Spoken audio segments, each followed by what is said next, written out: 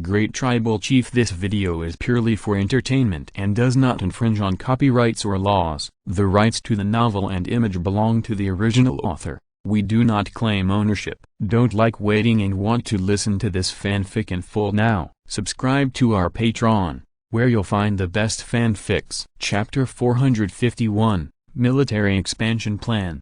When the Bighorn sheep arrived at Monongahela, most of the clansmen of the Gaoshu tribe had already returned to the tribe. Even though I missed the farming time, I can replant some food crops after I go back, and I can still harvest some crops in the summer. Maybe not as many as the harvest year, but even if it is used as seeds. Of course, those who followed the tribe returned, and there were many materials originally belonging to the Gaoshu tribe. But these materials are not all. Shi Xiong wants to leave some things that the royal court needs to use. He is now the chief after all, and he needs to consider the problem from the perspective of the entire clan. The people of the Gaoshu tribe can't survive, and the people of other tribes are hungry, right? Anyway, the High Tree tribe has enough food to return to the tribe with enough food to last until the month of the hunter, October, and the rest of the food is left in Monongahela. It looks like this year will be another good year. As long as the autumn crops are planted, it is expected to be another bumper year. According to Shi Xiong's positioning, Gaoshu tribe will become a food base and processing base in the future, and more manpower will be deployed to Gaoshu tribe in the future. For example, people from the Cree tribe, people from the Powhatan tribe. These people will assist the people of the Gaoshu tribe in planting land, mining various minerals, and doing various jobs in the Gaoshu tribe. In this age, manpower is an indispensable resource. In the next 2 to 3 years, the Gaoshu tribe needs to be responsible for the food supply of the southern tribes and the supply of steel, tools and daily utensils for all the tribes, so a large number of manpower will be needed to supplement that side. As for the Qingshan, a special weapons processing plant will be set up to use the steel and sulfur produced there and the saltpeter shipped from the Zio tribe to continue mass production of the various weapons currently owned by the Burst Bear Brigade. Shi Xiong does not intend to develop more advanced weapons for the time being. After all, there are 55 mortars, grenadiers, and blast bear rifles, which are enough. Dingda is to upgrade these weapons on the basis of the current main weapons and equipment. For example, the development of large and medium caliber mortars and grenades with larger calibers, greater power, and longer range, use more efficient smokeless gunpowder instead of black powder as propellant, and use more powerful and safer gunpowder as propellant. Who is safety and even use ladders to make explosives. In fact, what Shi Xiong wants to develop most now is more advanced and faster communication methods, such as radio. However, it is a pity that Maxwell, the founder of the original historical time-space radio, was born more than 60 years later. In this era, even if you look through the entire Europe, it is estimated that there is no one who understands electromagnetic knowledge. Shi Xiong himself knew how much oil he had in his stomach. In his previous life, he was just a liberal arts student. Although he was interested in military affairs, he still managed to make a living by engaging in guns and ammunition. But if you want him to get a radio, to be honest, he doesn't know how to do it. At least a diode or a coil cannot be made with current production technology. Although the battery is so awkward, you can't use a battery and a piece of iron to make a radio with a transmission distance of only a few centimeters. Therefore, the radio thing Shi Xiong finally chose to give up. This thing can't be made without professional talents. Even if you are a traverser, it is not omnipotent. So, let's do our pigeon newsletter honestly. Relying on pigeon communications, weapons that lead an era, and the historical knowledge in his mind, Shi Xiong believes that in the War of Independence that is about to break out in the next few years, he can get the most benefits in that war. Looking at the old brothers who had been working hard with him for more than a year, Shi Xiong cleared up some divergent thinking and began to carefully arrange the work they need to do in the future. First of all, what they most need to do is to expand the army of the Burst Bear Brigade. Power comes out of the barrel of a gun. Shi Xiong always keeps in mind this classic saying of Tei Zui, to make one's own position more stable, Absolute control of a powerful armed force is what a person in power must do. If you can't even do this, then the chief doesn't have to do it. The example of Junaluska is presented alive. If Junaluska controls the Burst Bear Brigade, even if Stone Bear is a traverser, it is impossible to drive Junaluska from the throne of the chief. Stone Bear doesn't want to be the second Junaluska. As for how to expand the army, Shi Xiong has already had a case. In this army expansion, I need to expand the Burst Bear Brigade to a force of 20,000 people. As soon as Shi Xiong came up, several high-level commanders of the Burst Bear Brigade held their breath. Of course, the look of excitement on his face was also undoubtedly revealed. The Burst Bear Brigade will be renamed the Grim Bear Army in the future. 20,000 people are just the main battle team of the Grim Bear Army. As for the auxiliary services, at least the same number of people is required. In other words, the Grim Bear Army will be in the next 5 years it will remain at the scale of 40,000.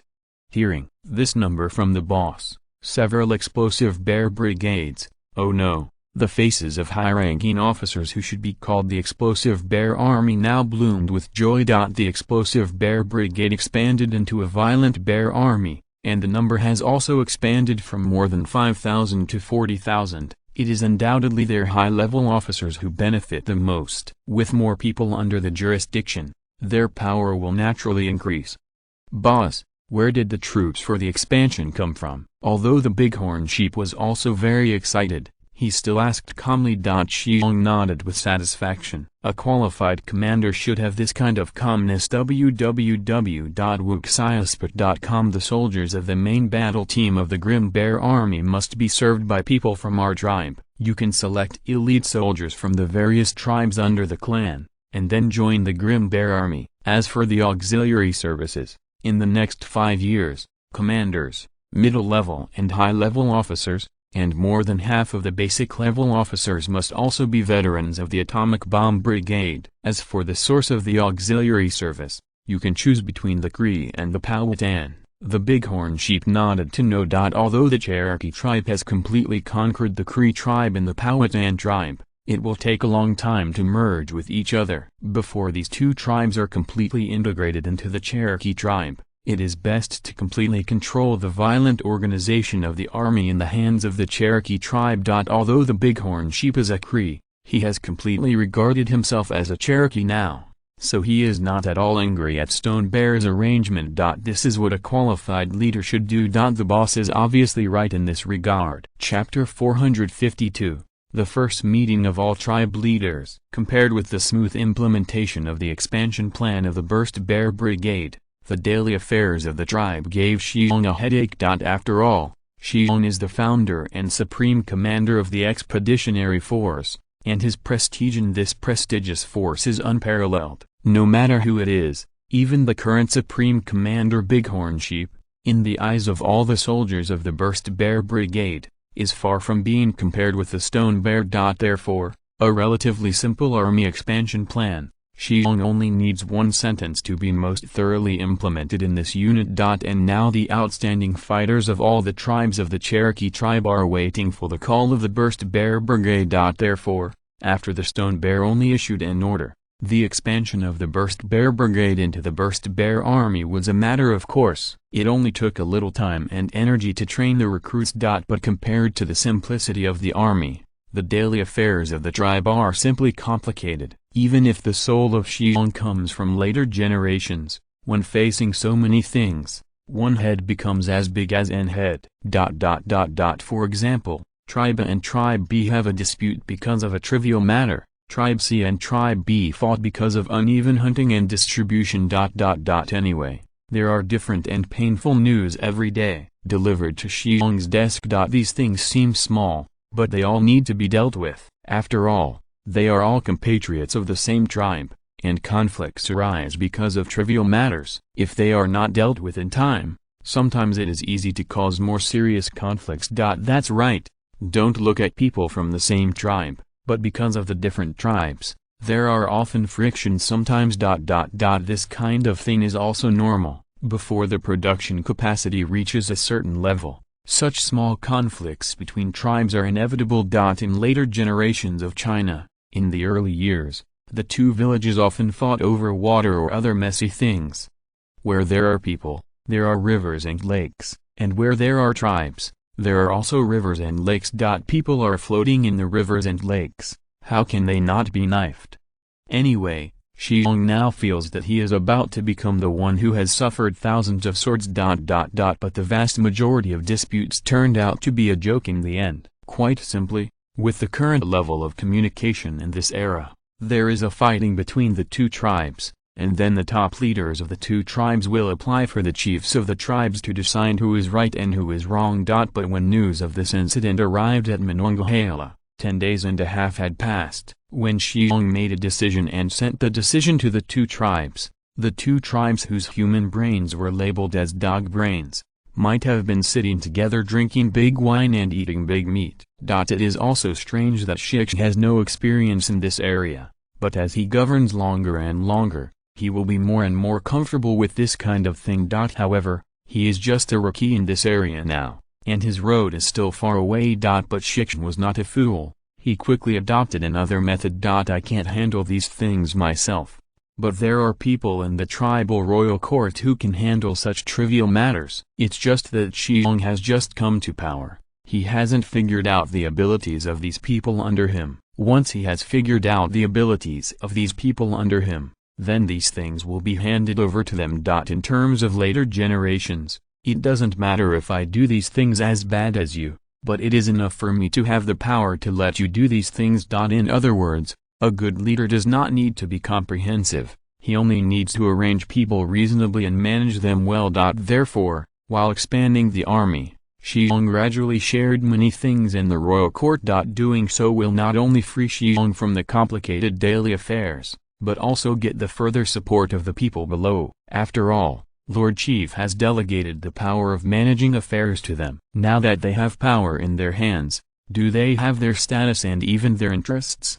In just over a month, the entire royal court began to become more and more orderly. This not only made the leaders of the big tribes who hold the heavyweights amazed, but also made these leaders more and more respect for the new chieftain, Shi Xiong. After all, being able to play with the entire tribe in such a short period of time is not something ordinary people can do. And this great bear was still a fool a few years ago. Now that he has become so powerful, the only explanation is that he is really a child favored by the Supreme Sun God. With the title of Son of God, the stone bear sits more and more securely. Time soon enter the summer. After the harvest of summer grains and the planting of autumn grains, Stone Bear summoned all the tribe leaders of the tribe to Monongahela. This is the first time Stone Bear has met with the leaders of all the tribes in the tribe after taking office as chief of the Cherokee tribe. And the leaders of these tribes who have long heard that the tribe has changed to a new chief, also want to meet the guardian of the famous Cabulo High Priest,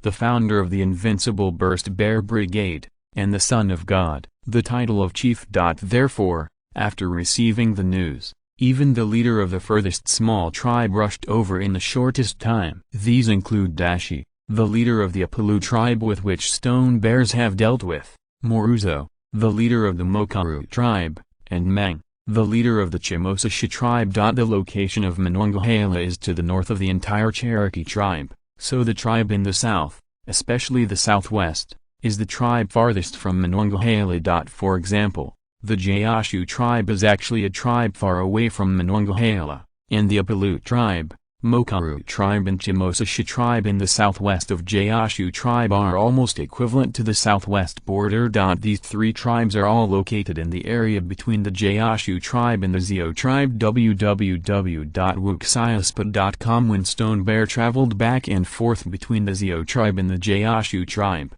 he had passed by these three tribes several times. The leaders of this tribe and the people of the tribe are very familiar. Just think that the river where the Gaoshu tribe started to mine the golden sands is actually in the territory of the Apalu tribe, and the news that the river has golden sands was also told by the leader of the Apalu tribe, Dashi. The Apalu tribe is only a very small tribe. They do not have the ability to mine sands on a large scale. So Dashi used this news to exchange a large amount of food from the Gaoshu tribe. At the same time, when the people of the Gaoshu tribe mined the sands, They also part of it needs to be distributed to the Apulu tribe as a reward. In other words, the Apulu tribe is actually wearing a pair of pants with the Gaoshu tribe. Had it not been for the leader of the Gaoshu tribe, Dejiao had been hesitating that the Apulu tribe was not a tribe separated from the Gaoshu tribe. I am afraid that the Apulu tribe would have been merged into the Gaoshu tribe long ago. Now, the leaders of small tribes, including the Apulu tribe, have all come to Monongahela. After Stone Bear took office as the chief, the all-tribe leaders meeting was held in this way. Chapter 453, Tribal Merger. The venue of this meeting was not placed in the great tent of the king's court, but in the newly built Grey Palace. The entire Monongahela tribe was very curious about this square and square house built with neat red bricks, but it would be the same after seeing more. That's right, this building, stubbornly named the Grey Palace by the Stone Bear, is the first application of cement and fired bricks in Monongahela. Not only the cement, but the things that the Gaoshu tribe used before, have gradually begun to be applied in Monongahela. As for the term Grey House, it is completely a spoof by Stone Bear. Later generations had a world-famous white building not very far from here, which was the office and residence of the top leader in the United States. Since the building is named based on the color of the exterior, why can't this office be named by color?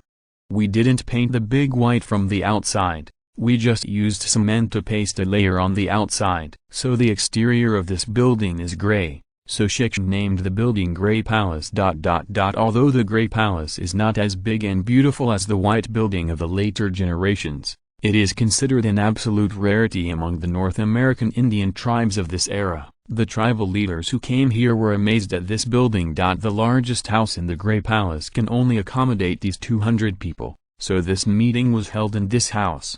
This time I called the big guys together. There are a few things I want to discuss with everyone. Shi Xiong, who was sitting at the top in a summer dress made of cotton cloth, said loudly, his voice reflected by the walls of the room. Let everyone in this room hear him clearly. First of all, what we have to discuss is tribal mergers. As soon as Shi Xiong said this sentence, the bottom suddenly became lively. Tribal merger? Chief, what is tribal merger? Fool, tribal merging is the merging of two tribes together. How do you merge this stuff? Who will be the leader of the merger? Yes, if this is merged, will I be the leader or he will be the leader? This doesn't seem to be suitable. These tribal chiefs said they were chiefs, but they were actually just a bunch of uncompromising buns. Their knowledge is not as good as that of farmers in China's rural areas of this era. So as soon as Shi Xiong said this, the scene suddenly became lively. Shi Xiong didn't care about them, just sat on it with a smile and watched them toss. After a long time, these guys got tired of tossing, and after their voices gradually became quieter, the Mad Lion stood up and asked, Master Chief, you can tell us what this tribal merger means. The leaders of big tribes like Mad Lion and Kara Klilu have naturally known this a long time ago. The leaders of these big tribes are here today to provide support for the Stone Bears. After all, tribal mergers will touch the direct interests of many people.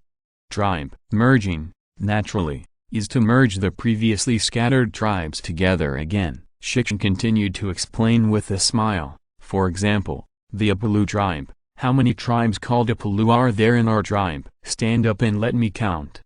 As soon as these words were spoken, more than a dozen men stood up.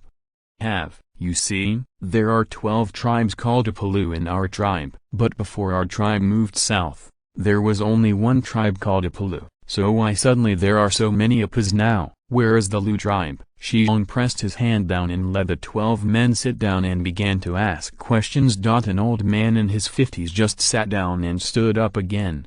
Master Chief, in fact, these Apulu tribes were separated from our tribe after our tribe moved south. No way, this is a mountainous area, not before. On the shores of the Great Lake where they live, the people of the Apulu tribe can only fish. In such a place with more mountains and less water, it is impossible to feed so many people in our tribe, so we divided all the tribes out of the tribe, let them find a place with water by themselves. This old man is the leader of the authentic Apulu tribe, like Dashi, the leader of the Apulu tribe that Stone Bear knew before, and their tribe is a small tribe separated from this authentic Apulu tribe. Moreover, situations like the Apulu tribe are still very common in the entire Cherokee tribe. Other than that, the hairy cattle tribe where the Stone Bear lived in the past was separated from the Gaoshu tribe. The mountains are no better than the plains. One place cannot support a large number of tribes, so the tribes can only be separated continuously. Shi Xiong said, "Yes, since we were all a family before, why can't we get together again now?" Just like the Gaoshu tribe, the dozen or so tribes that were separated from the Gaoshu tribe are all already now. He returned to the Gaoshu tribe, and the Gaoshu tribe has now become a large tribe with a population of more than 3,000, and its strength has increased a lot. The leader of a small tribe stood up and said, "Master Chief, we also want to return, but what should we do if the place cannot feed us after we go back?" "Yes, Lord Chief, we want to return, but after we go back they really can't feed us." The words of the leader of this small tribe immediately received a response from the majority of tribe leaders present. After all, the majority of tribe leaders present were leaders of small tribes that had previously separated from their mothers. Of course, they were willing to return to their mothers, but unfortunately, the conditions at this time really do not allow it. This is actually very simple. As long as you listen to me, I promise that everyone will return to their mother clan, and will live better. Shi Xiong continued with a smile. www.wuxiaspot.com. Chief, just say it quickly. There was another response below. Since we return to the mother clan can't support so many people in the current position, so why don't we move out there? We can move our tribe to a place with more fertile water and more wild animals. Can it easily feed more people? After a pause, Stone Bear looked at the contemplative tribe leader below and continued, "Our Burst Bear Brigade has now expanded to the Grim Bear Army. By then, we will have 40,000 elite soldiers with advanced weapons." When the Bear Brigade had only 5,000 people, it was able to lay down a huge territory in the East and West wars. Now with the expansion of the Bear Brigade, we will lay a larger territory in the future.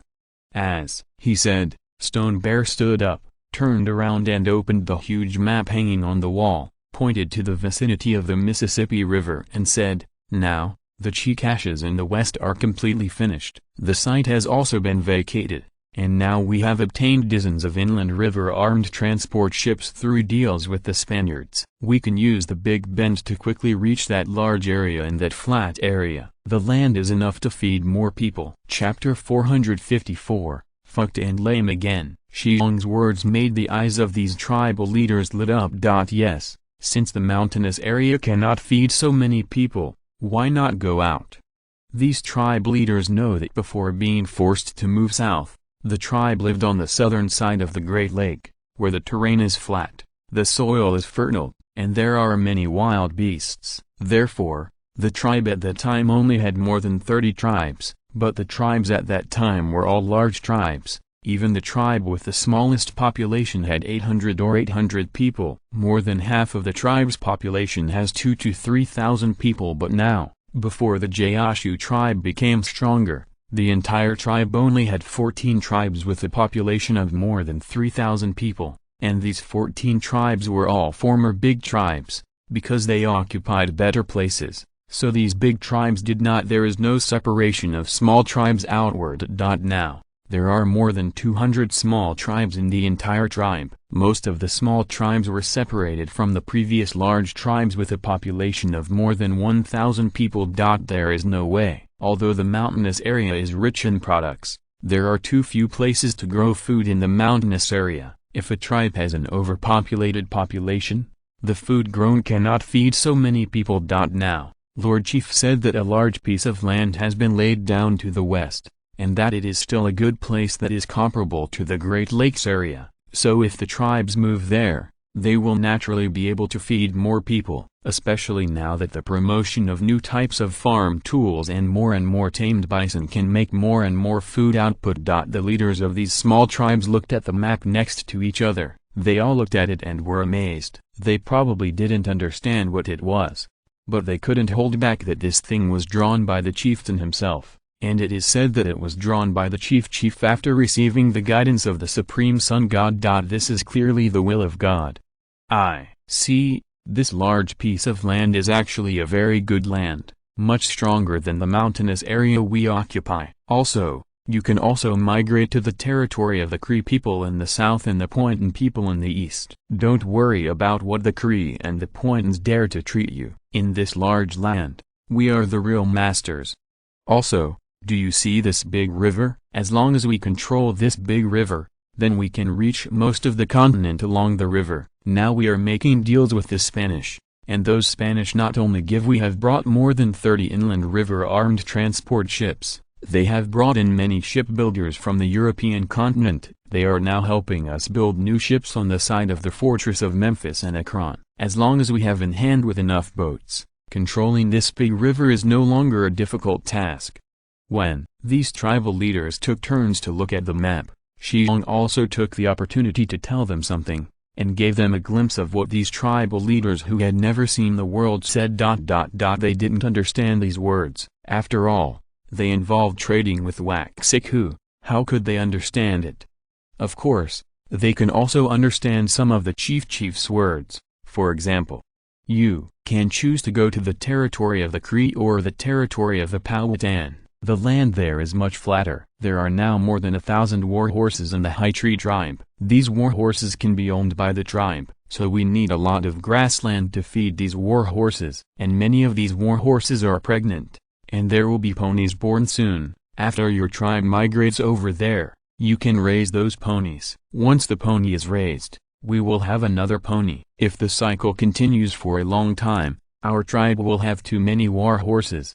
In other words, the leaders of these small tribes don't understand, but they like to hear them. Everyone knows that a war horse is a good thing, a very precious good thing. At least half of all the tribal leaders present do not have their own war horses. If, as the chief said, go to the Cree and Powhatan sites to raise horses, then within a few years, the tribe's war horses will be several times larger, and then your tribe can also have war horses. You can also gallop around on your horse. Who could have imagined that a war horse that could only be achieved in a dream before would suddenly be close at hand? Obviously, this was brought by the chief who has the title of Son of God.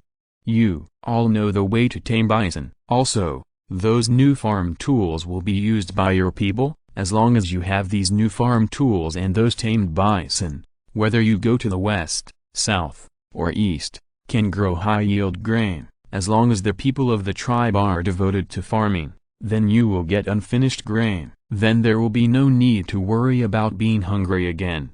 Well, other crops other than grain can be planted there. For example, large-scale planting of tobacco leaves, such as large-scale planting of soybeans and cotton.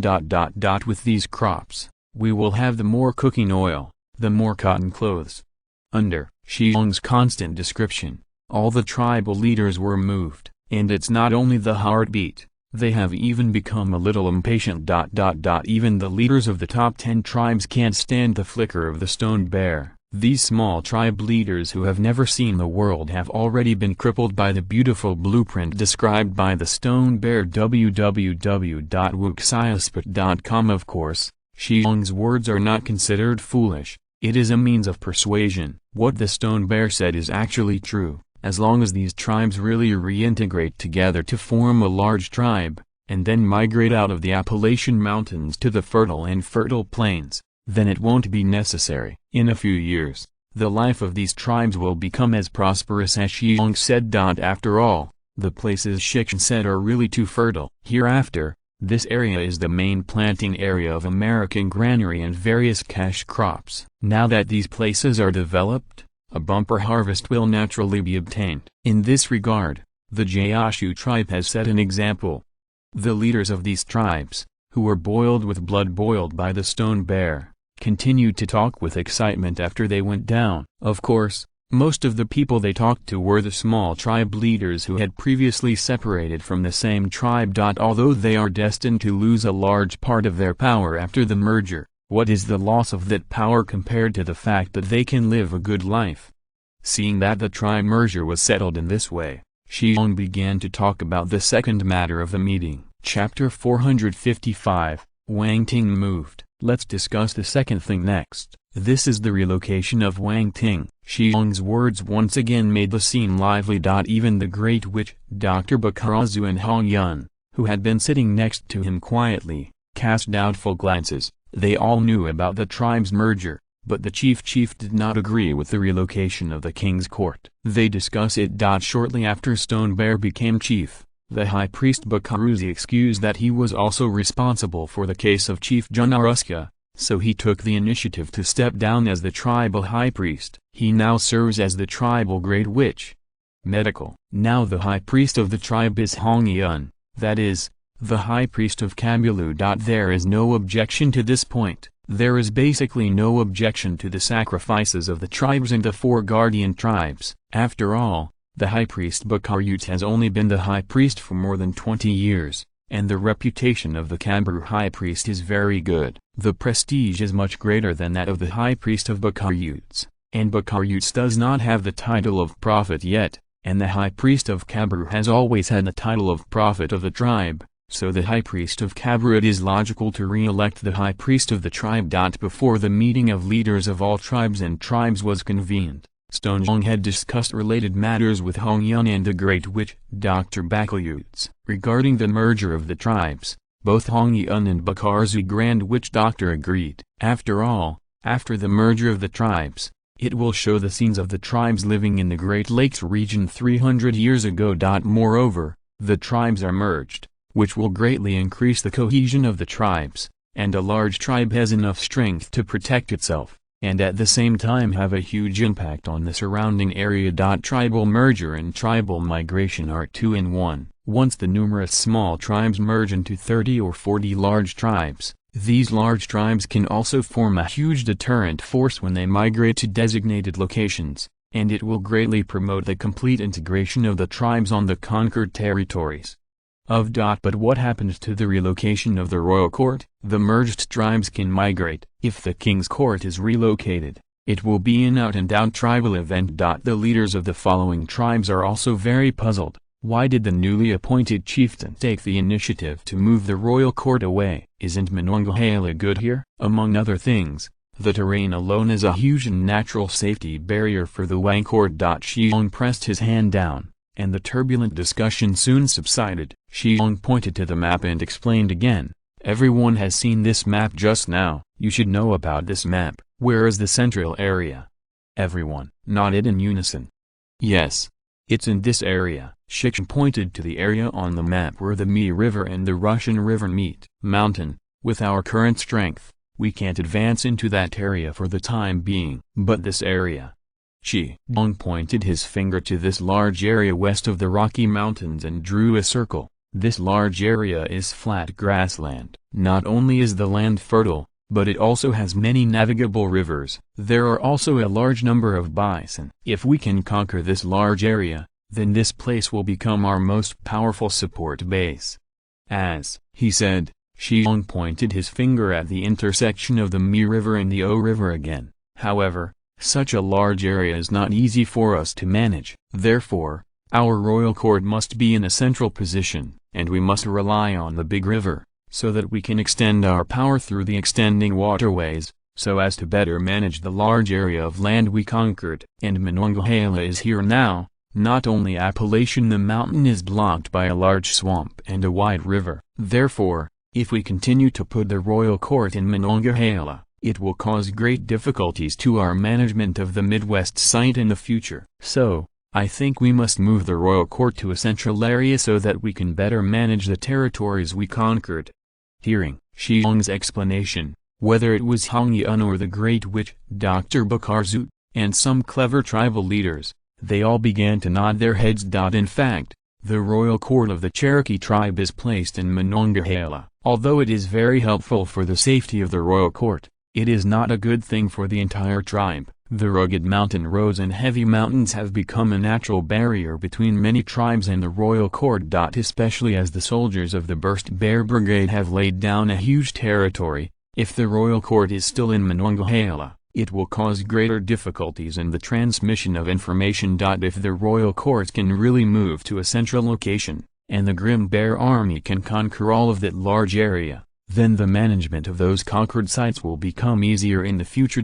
In fact, Shi Xiong's desire to move Wang Ting out was not a whim. He had already had this idea. The geographic center of later generations of America was probably near Kansas City, a location several hundred kilometers west of the location selected by Stone Bear. However, Shi Xiong does not intend to take action on the Rocky Mountains for the time being, so if we simply consider the Central Plains and the eastern part, the intersection of the Mi River and the Russian River is basically at the geographic center of the central and eastern region. The most important thing is that if Wang Ting really migrates there, it will be able to rely on the convenient channels of the Mi River and its tributaries to better control the Central Plain, as Shi Xiong just said. If there were no such a map painted by Shi Xiong, www.wuxiasp.com, everyone on the scene, except Shi Xiong, would not have known that the outside world would be so vast. Now they see it, and they also know the strength of the Grim Bear Army, so these tribal leaders are also full of confidence in conquering the Central Plains. Since that large piece of land can be conquered, there seems to be nothing wrong with the Wang court moving to that location, but it would be better. Therefore, these tribal chiefs only started to show their hands to vote whether to agree to the relocation of the Wang court after arguing for a while. Not to mention, more than 90% of the tribal leaders raised their hands to approve the relocation of the king's court. Of course, the premise is that the violent bear army can lay a large area on the west bank of the river. Of course, these tribal leaders never doubted that the powerful Grim Bear Army would not be able to beat the territory there, just as the Expeditionary Army easily defeated the Carry people. The more powerful Grim Bear Army will conquer the enemy over there with a crushing attitude. However, just as the incident was about to fall, Zhou Laklulu said, "Master Chief, if we cross the river and march west, we will meet the Osages. That tribe is a very powerful one. Clan. We must be sufficiently prepared to move westward." Chapter 456, The Mighty Osage. Kiao Laklulu's words made the scene quiet. Even the tribes whose news is no longer blocked, have heard of several famous tribes, such as the Iroquois living near the Great Lake, the Ojibwa in the northwest of the Great Lake, and the Shawnee north of Monongahela. And this Osage, who was also driven out of the Great Lakes by the Iroquois, but developed rapidly in the last 100 years. Speaking of which, when the Cherokees were not driven out of the Great Lakes by the Iroquois and the Delawares, the local area where the Ojibwa lived was not too far away from the Cherokees. At that time, the Cherokees lived on the south side of Lake Erie, while the Osages lived on the west side of Lake Michigan, separated by the Delaware and Illinois. At that time, the Osages were not powerful. Around them, whether it was the powerful Illinois in the south, the Iroquois in the east, the Ojibwa in the north and the Crow in the west, they were not Osage people can resist. The Cherokee were driven out of the Great Lakes area by the Iroquois and Delaware in the 15th century. And the Osages did not escape the fate of being driven away either. They were also driven out of the Great Lakes area by the powerful Iroquois in the early 17th century, more than 150 years ago. After being defeated by the Iroquois more than 150 years ago, the Osages were forced to migrate southwest. They finally came to the plains of the middle and lower reaches of the Mississippi River. After more than 100 years of development, thanks to the unique natural conditions of the local area, the strength of the Osage people has increased very quickly. In the 18th century, the Osages entered their heyday. They controlled a vast area from the Missouri River in the north, the Red River in the south, the Mississippi River in the east, and the Colorado Plateau in the west, and they were extremely powerful. It seems that the current Missourians and Arkansas are actually under the jurisdiction of the Osages. The current Arkansas is the collective term for the Quabo, Ozark, and Caddo. These three small tribes all lived in the later state of Arkansas. At this time, they were all attached to the Osages. And the Missourians who now occupy the later state of Missouri were directly extinct in the process of the Americans marching westward in the original historical time and space. Some time ago, the Missourians and the Kentucky people in the east worked on the Chickasha. In fact, A large part of the reason was the instruction of the Osages. Now, if Stone Bear wants to cross the Missouri River to the west, he must face resistance from the Missourians, the Arkansas, and the Osages behind them. Shi Xiong knows these things. After all, before the soul was born in his previous life, he had studied hard for a long time about the knowledge of North American Indians and the knowledge about the Osages. He naturally still remembered in his mind. The Osages are powerful, even stronger than the Cree, but how can this be? In this era, let alone North American Indians, even those veteran military powers in Europe are scumbags in front of the Burst Bear Brigade. Shi Xiong had no doubt about this, and he was very confident. Before the development of the real bombs, the Grim Bear Army with 55 mortars and grenadiers that can shoot bombs was an unsolvable bug. Shi Xiong doesn't think that the tens of thousands of Ossaki people with primitive weapons such as bows, arrows, and spears can withstand hundreds of grenadiers and mortars. These advanced thermal weapons in his hands are Shi Xiong's greatest confidence in this era. So facing the question of Joe Clealu, Stone Bear just smiled. Joe La Clealu, why is your courage less? What happened to the Osages? Can the Osages be able to beat us? Grumpy Bear Army, you have followed the expeditionary army to the Carry people, and you have seen the strength of our weapons. Do you still think that our fighters can't beat the Osages? Kiao, La Clealu was only sneered at by the raging sullen. He was just feeling it, but he was given a good training by the original boss and now the immediate superior. Stone Bear did not look at the map again, but turned to face the more than 200 tribal leaders below and said loudly, "No one has to worry about other tribes. We have the Gyro Bear Army and can conquer everything. The person standing in front of us, no matter who he is, I promise to be able to completely conquer him. Therefore, I think our royal court should move to the position I just mentioned."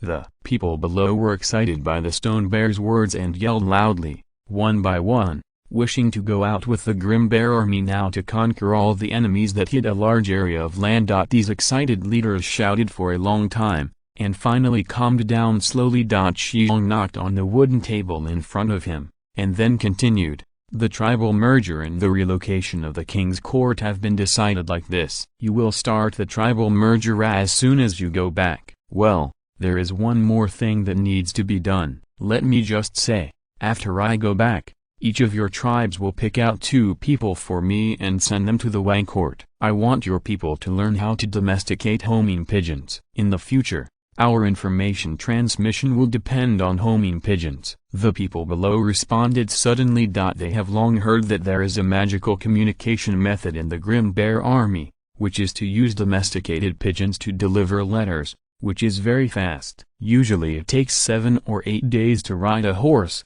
and the pigeons can fly in a day. If you can learn this way of communication, it will be much easier to report to Wang Tane if you have something in the future.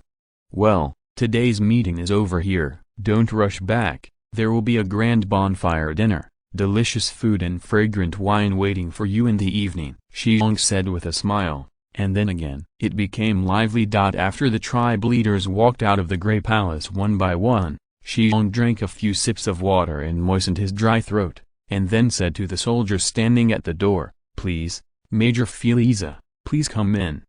After a while, the dressed-up Major Feliza appeared in Stone Bear's office. As early as after the end of the Western expedition, the Mendoza lieutenant who was sent back by Feliza to send letters to the family finally returned to the Gaoshu tribe with a huge herd of horses. There were also hundreds of people belonging to the Fernando family, herders. These 500 war horses exchanged 500 Ferguson rifles www.wuxiaspa.com and also redeemed Major Feliza and his gang. However, before Major Feliza left, his relationship with Shi Xiong was very good. Shi Xiong decided to take out the perfect formula of black powder and exchange the shipbuilding technology of the inland armed transport ship with the Fernando family. That transaction was facilitated by the returning Major Feliza. Now whether it is Britain, France or Spain, the black powder used is not a perfect formula. In addition to showing Feliza the Ferguson rifle, Shi Xiong also showed him the power of black powder under the perfect formula with grenades. Sure enough, the perfect formula of black powder touched Feliza, and it also touched Feliza's father. The Count Fernando. During the time when Stone Bear was the chief, Earl Fernando took out 25 inland river armed transport ships and completed the transaction of the perfect formula of black powder with Stone Bear. This is why Stone Bear has more than 30 ships in his hands. Reasons for armed inland water transport ships. Now, Feliza, who has tasted the sweetness, is here again. Obviously, he or his Earl father wants more. Chapter 457, Conditions of the Fernando Family. Dear Chief, it is a great honor to see you again. I will send you the most sincere blessings. At the same time, I also bring my father's greetings to you. Feliza said hello in an elegant salute. At this time, Feliza Fernando has completely lost the embarrassment that was almost frozen to death in the wilderness. He is now a perfect noble son. I have to say that Feliza really gave birth to a good skin, which even if Shi Xiong lived for 2 lifetimes, he had to admit it. If he hadn't seen it with his own eyes, who would have thought that the guy who was almost frozen to death in the wilderness, after he was dressed up, would turn out to be such a handsome young man, definitely more handsome than most movie stars in later generations. The most important thing is the noble aura that exudes from this guy, which is definitely a temperament that only real nobles can cultivate. Shi Xiong leaned slightly, expressing his gratitude to Count Fernando. Dear Chief, I have some other things I want to discuss with you this time. After sitting down, Feliza happily said his purpose. My family wants you. We can pay the price of 2,000 war horses for the technology of improving the hand-pushing ballista and the technology of cigarettes in your hand. Shi Xiong gave a slight click, and said, sure enough. It seemed that the Ferguson rifle alone could not satisfy the appetite of the third largest arms dealer in the Kingdom of Spain. The Count Fernando also wanted to use the improved hand-pushing ballista with an effective range of more than 500 yards. In fact, Shi Xiong was mentally prepared for this request from Count Fernando. After all, when the Mad Bull blocked the Semino-Spain coalition on the Cree's southeast defense line, Shi Xiong lied about the improved version of the ballista grenadier, but the Semino-Spanish coalition directly collapsed. At that time, both the Major General Carlos and the Major Feliza had witnessed the power of the bullet. Last winter, the reason why the Major Feliza was almost frozen to death in the wilderness was to throw a bullet. Now that Major Feliza has returned to his freedom, with the support of his father and family behind him, it would be strange if he didn't want to use the bullet-throwing technique anymore. But why does his family still want cigarette technology? Does the Fernando family want to open up new markets while doing the arms trade? Shi Xiong pondered for a moment, and then slowly and resolutely shook his head and said, Major Feliza, as I said bluntly, the price of 2,000 horses cannot be exchanged for these 2 techniques. Master Chief, these are 2,000 horses, worth more than 80,000 Spanish gold dollars. Isn't that enough?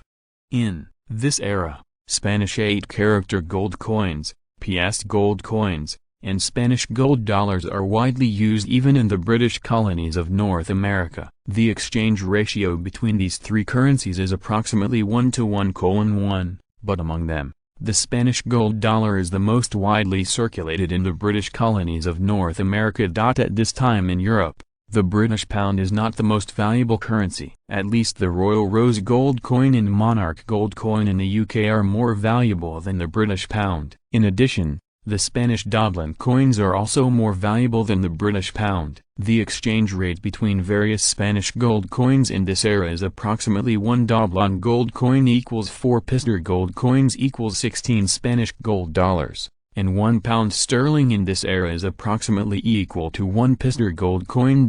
In other words, £1 is approximately equal to 4 Spanish gold dollars. Now based on the value of a war horse of about £10, 2,000 war horses are £20,000, which is almost 80,000 Spanish gold dollars. This figure is definitely a huge sum of money in this era. Even if the Fernando family is very rich, it is impossible to spend so much money all at once.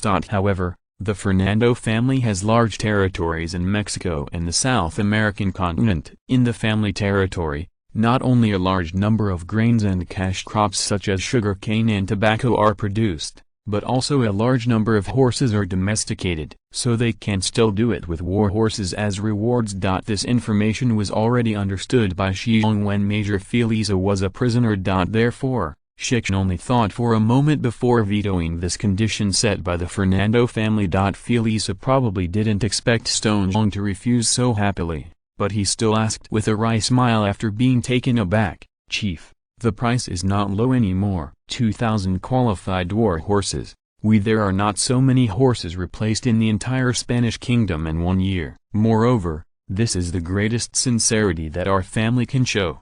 Shi Xiong smiled and waved his hand to interrupt Feliza's words, and then said, "Dear Major, I am not dissatisfied with this condition put forward by your family. The main reason is that I have better weapons to sell to you." "Well, how do you say it?" "This weapon not only has the effective range of an improved version of the hand-push ballista, but it is also much lighter than the hand-push ballista, and one person can carry it everywhere. The most important thing is this kind of weapon. The weapon fired is not a hand grenade, but a real grenade that can bloom." "How about it, Major Feliza?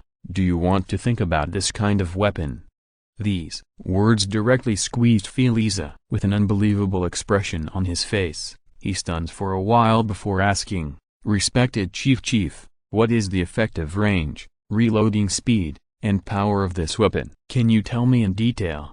Shi Xiong shook his head and said, "I'll tell you. Where is it that makes you more clear? Come, read www.hukenshu.com, my dear Feliza, come with me, and I will show you this epoch-making experience, the power of weapons." Walking out of the gate of the Grey Palace, Shi Xiong saw more than a dozen heavily armed Spanish soldiers chatting with the tribal warriors at the door. Although the words on both sides could not understand each other, it was like a chicken talking to a duck, but this does not prevent the fighters on both sides from using sign language and body movements to express their meanings. Seeing the chief and the major come out together, these fighters immediately stood up straight. Stone Xiong and Feliza waved at them, meaning they would not be allowed to follow. Then Stone Xiong blew a loud whistle, and after a while, the red fire phoenix ran over from a distance. "This is really a good horse to pick one out of 1,000. Chief, this horse is amazing." Feliza's little immediately followed, and the stone bear laughed and watched Feliza get on his horse. After that, he turned on Huofeng, and the two drove their horses to the west of Monongahela. The first group of the Burst Bear Brigade is now stationed in the valley where the Red City Alliance is located in the west, and although the valley where the Red City Alliance is located is far smaller than Monongahela, there are few people living there, so ferry was given from there. Showed that tossing barrels are the most suitable. Chapter 458, Craft Candy. Although the first-generation grenadier used by the Grim Bear Army was shown to Major Feliza, the black powder used as propellant and explosive grenades, the power of this grenadier still remains. Let Major Feliza murmur at Stone Bear's side all night. No way. Even if Feliza came from a large noble family, even if he was a well-informed master who traveled north and south, he was still completely suppressed when this epoch-making weapon appeared in front of his eyes. It is estimated that he never dreamed that the artillery could be so small and exquisite that a single person could run around the streets with this kind of small artillery called a grenadier. The most important thing is that the power of this bullet-throwing barrel is still so great, the effective range is still so far, and the accuracy is still so high. In contrast, all the artillery currently used by European countries combined are far inferior to this small grenadier. The artillery used by the European countries is a typical representative of stupid and clumsy. Even the lightest 3-pound cannon needs to be pulled by horses. As for those artillery with larger calibers, apart from being installed on the city wall, they can only be mounted on huge sailing ships with extremely large carrying capacity. Therefore, in terms of mobility, the grenadier is far better than all the artillery currently used in various countries. As for power, it's even more incomparable. Even a fool knows that the power of a solid bullet cannot be compared with that of a flower bullet. Therefore, in terms of power, the grenadier completely wins. And the effective range and accuracy, not to mention, although the maximum range of artillery currently used in various countries can reach several kilometers in theory, the effective range is too tragic. In particular, the accuracy of naval guns is not to mention, otherwise the sailing battleships of various countries will not be close to each other within 200 meters of each other and then fire ... Although the effective range of this kind of projectile is only 600 yards, the problem is that people can't say where to hit within the range of 600 yards, but at least 8 rounds can be shot out of 10 rounds, even 9 rounds can accurately hit the target. The effective range of this distance and such accuracy can completely throw away the artillery currently used by European countries as far as the Atlantic Ocean. The most terrifying thing is the loading speed of this grenadier. Among the artillery currently used in European countries, even the fastest 3-pound cavalry can fire 2 shells in 1 minute, even if the basic skills of artillery have been trained to the top. But what power can that 3-pounder gun have? It's nothing more than hitting a dozen. The bullet is still a bit lethal. If you use that kind of gun to fire a solid bullet, that kind of solid bullet with a bullet about the size of a small walnut can have the power of a fart.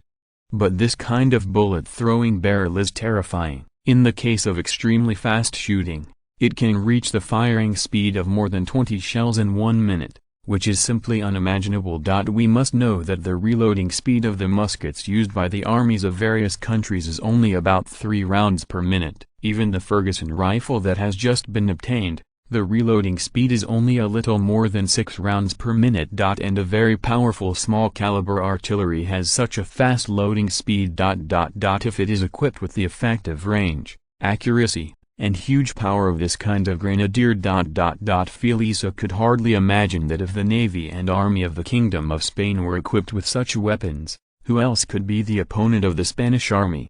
No wonder the last time we united with the Semenos, the army of 5 or 6,000 people was crushed by an army of only 500 people. With such a weapon, let alone 5 or 6,000 people, even if there are another 5 or 6,000 people, they will not be able to beat them. This thing is simply terrifying. Pull it to the battlefield. This properly is the sickle of death. And if your own family can obtain the production technology of this weapon, then the first and second arms dealers of the Spanish kingdom will all kneel down in front of this epoch-making weapon. The Fernando family who obtained this technology is destined to become the Kingdom of Spain. Oh no, it should be the most powerful arms dealer in Europe. As soon as he thought of this, Felisa felt that a certain liquid secreted in his mouth would suddenly increase. Especially Felisa had already seen that the chieftain who had almost killed himself seemed to really want to trade this weapon with himself. If you can really get such a weapon, 2,000 war horses would be a fart, even if it is to bring all the horses produced by the entire family in all the territories of the New World here in exchange for the production technology of this weapon. It is absolutely worth it. The artillery used in the Kingdom of Spain now costs a lot, and the cost of this small grenadier is definitely lower than the price of the smallest 3-pound gun. If we can obtain the production technology of such a powerful and low-cost weapon, even if it is sold at the price of a 6-pound gun, how big the price difference is. When I think of this, Felisa feels that some kind of liquid secreted in his mouth is even more ... And so, in any case, you have to get the craftsmanship of this weapon, whatever it takes. It is precisely because of this idea that Felisa turned into a piece of brown candy that can't be shaken off that night. Even if Stone Bear personally came out to entertain the more than 200 tribal leaders of the tribe at night, Felisa closely followed Stone Bear's side. Had it not been for the war horses of the tribe and all kinds of ships to count on this guy, the impatient Stone Bear would have kicked this guy into the river. Until the end of the dinner. www.wuxiaspa.com. Felisa, this guy wants to follow the chieftain home. As a result, when he arrived at the door, a brown bear that had stood up and was about to catch up with the height of the Stone Bear suddenly appeared, and this made Felisa so scared to off. Good thief. Shi Xiong watched Felisa be scared away in embarrassment. Haha laughed and praised his son with Tep's big head. To say that this guy Tep is very tall now, it is only a little over 2.5 years old, and it is actually a cub. If its mother is still alive, Tep will still live with the she-bear at this time. But it is estimated that he was full of food and drink at the Stone Bear, so although this guy did not have the nurturing of the female bear, He still lived very happily, especially after 2 years of age. This head rises like a balloon, and now this guy's erect head is almost as tall as the stone bear. If this is replaced by a wild bear cub, it is simply impossible. It seemed that he was comfortable with his head being pounded by the old man. This guy started yelling when he opened his throat. As a result, as soon as he yelled twice, a very dissatisfied voice floated out of the house. What was the scream of the big knight? The skin is itchy again, isn't it? If you are listening to this novel on a channel other than Fanfic World, it means they downloaded and uploaded it without effort. We cordially invite you to visit our channel, Mundo Fanfic Novelist. There you'll find the original version of this story and you can explore many other novels of various genres. We are waiting for you to immerse yourself in a world of incredible novels. Chapter 459, Ishikama and number 039:S grasp. For Ishikama, who already has the mortar manufacturing technology, the manufacturing technology of the grenadier barrel, especially the manufacturing technology of the first-generation grenadier barrel, seems a bit tasteless. Like the Ferguson rifle, the first-generation grenadier that uses black powder as propellant and explosive charge is a dispensable weapon for the Grim Bear Army. After all, with mortars and grenades that use smokeless gunpowder as propellant, the first generation of grenades has fallen behind in any respect. The 4 major alchemists are now developing more powerful mortar and grenadier technology according to Shi Xiong's instructions. According to the business philosophy of producing 1 generation, storing 1 generation, and developing 1 generation, this first generation of bombing canisters, it belongs to the production generation that can be marketed. If you have a motorcycle in your hand, you basically won't try to bicycle anymore, and when you own a car, then who will ride a motorcycle? The Grim Bear Army is now equivalent to owning a car, so it is inevitable that the first-generation grenadier as a bicycle will be sold to the outside world. After all, for such a backward technology for the Grizzly Bear Army, if it can be exchanged for the various materials that the Grim Bear Army urgently needs now, then Stone Bear will definitely not let go of this opportunity. Otherwise, Shi Xiong would not show Feliza the first-generation grenadier. Sure enough, Feliza was also successfully attracted by the first generation of grenades. Some people may say that although the first generation of grenades is already backward technology for the Grim Bear Army, it is also an epoch-making weapon for the entire European Union. If the production technology of this weapon is sold, it will definitely have a huge impact on the Grim Bear Army. The fact is true, with the strength and technology of the major European powers, once the bullet grenade technology spreads, they may soon be able to develop better weapons, and it is not impossible even to catch up with the leading edge of the Stone Bear things. After all, people are national powers one by one, but it is not like Shi Xiong, relying on the 4 alchemists and the memory in his own mind to support this team. But Shi Xiong still decided to sell bullet-throwing technology. Why? Because Shi Xiong is sure to control the quality of the projectiles of the major European powers within 10 years or even 20 years. To put it bluntly,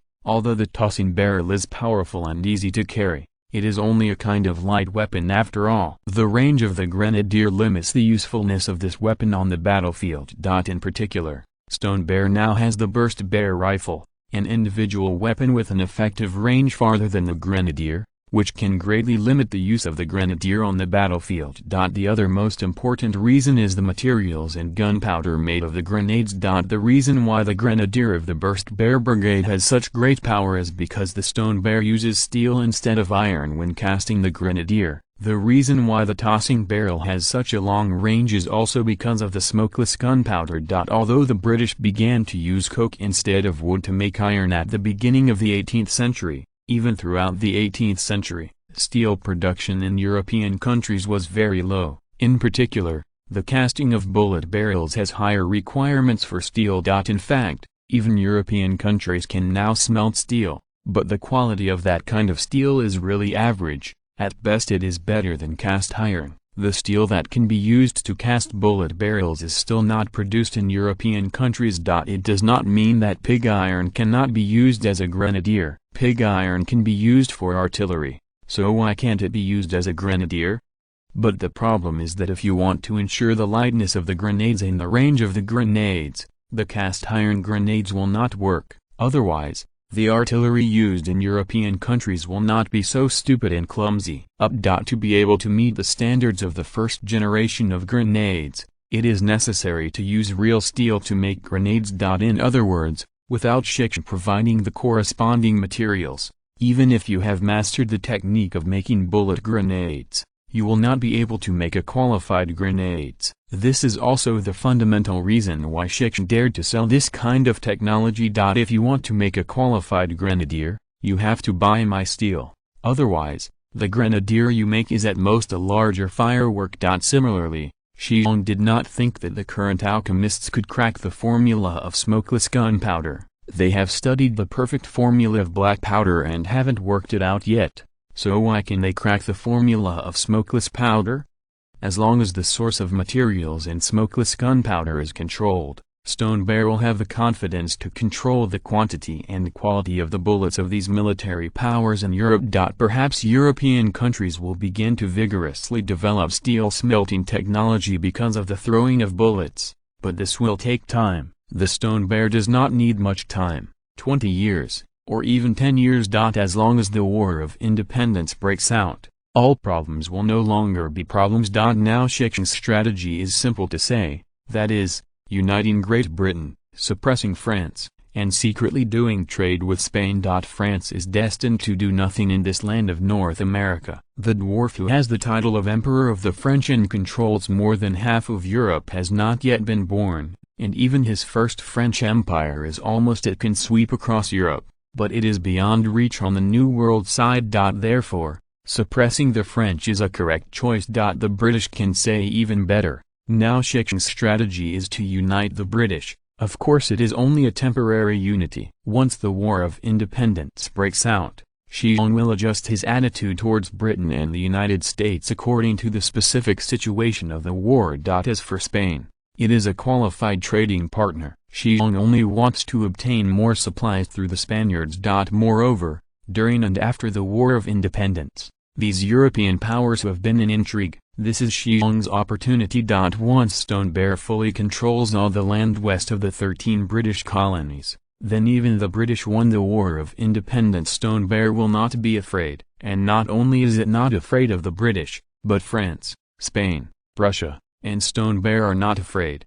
Moreover, selling bullet grenading technology www.wuxiaspot.com can also trigger an arms race among these European military powers. Although the bullet-throwing technology can greatly increase their military strength, the restriction between these powerful countries is precisely the biggest opportunity for Shi Xiong. Not to mention that there is an irritable Atlantic Ocean between the European continent and the North American continent. The subsequent generations of World War I and World War II were so brutal that they had no impact on the United States. This is enough to prove how powerful this ocean is. With this ocean as a barrier, the Stone Bear can let go of his hands and feet and do a lot of work. Now that the Spaniards want bullet-throwing technology, sell it to them. It's just that the price is definitely not just 2,000 horses. Stone Bear wants more. Not only war horses, but at least some types of shipbuilding technology and shipbuilding technicians, as well as some other materials that Shi Xiong urgently need to be added.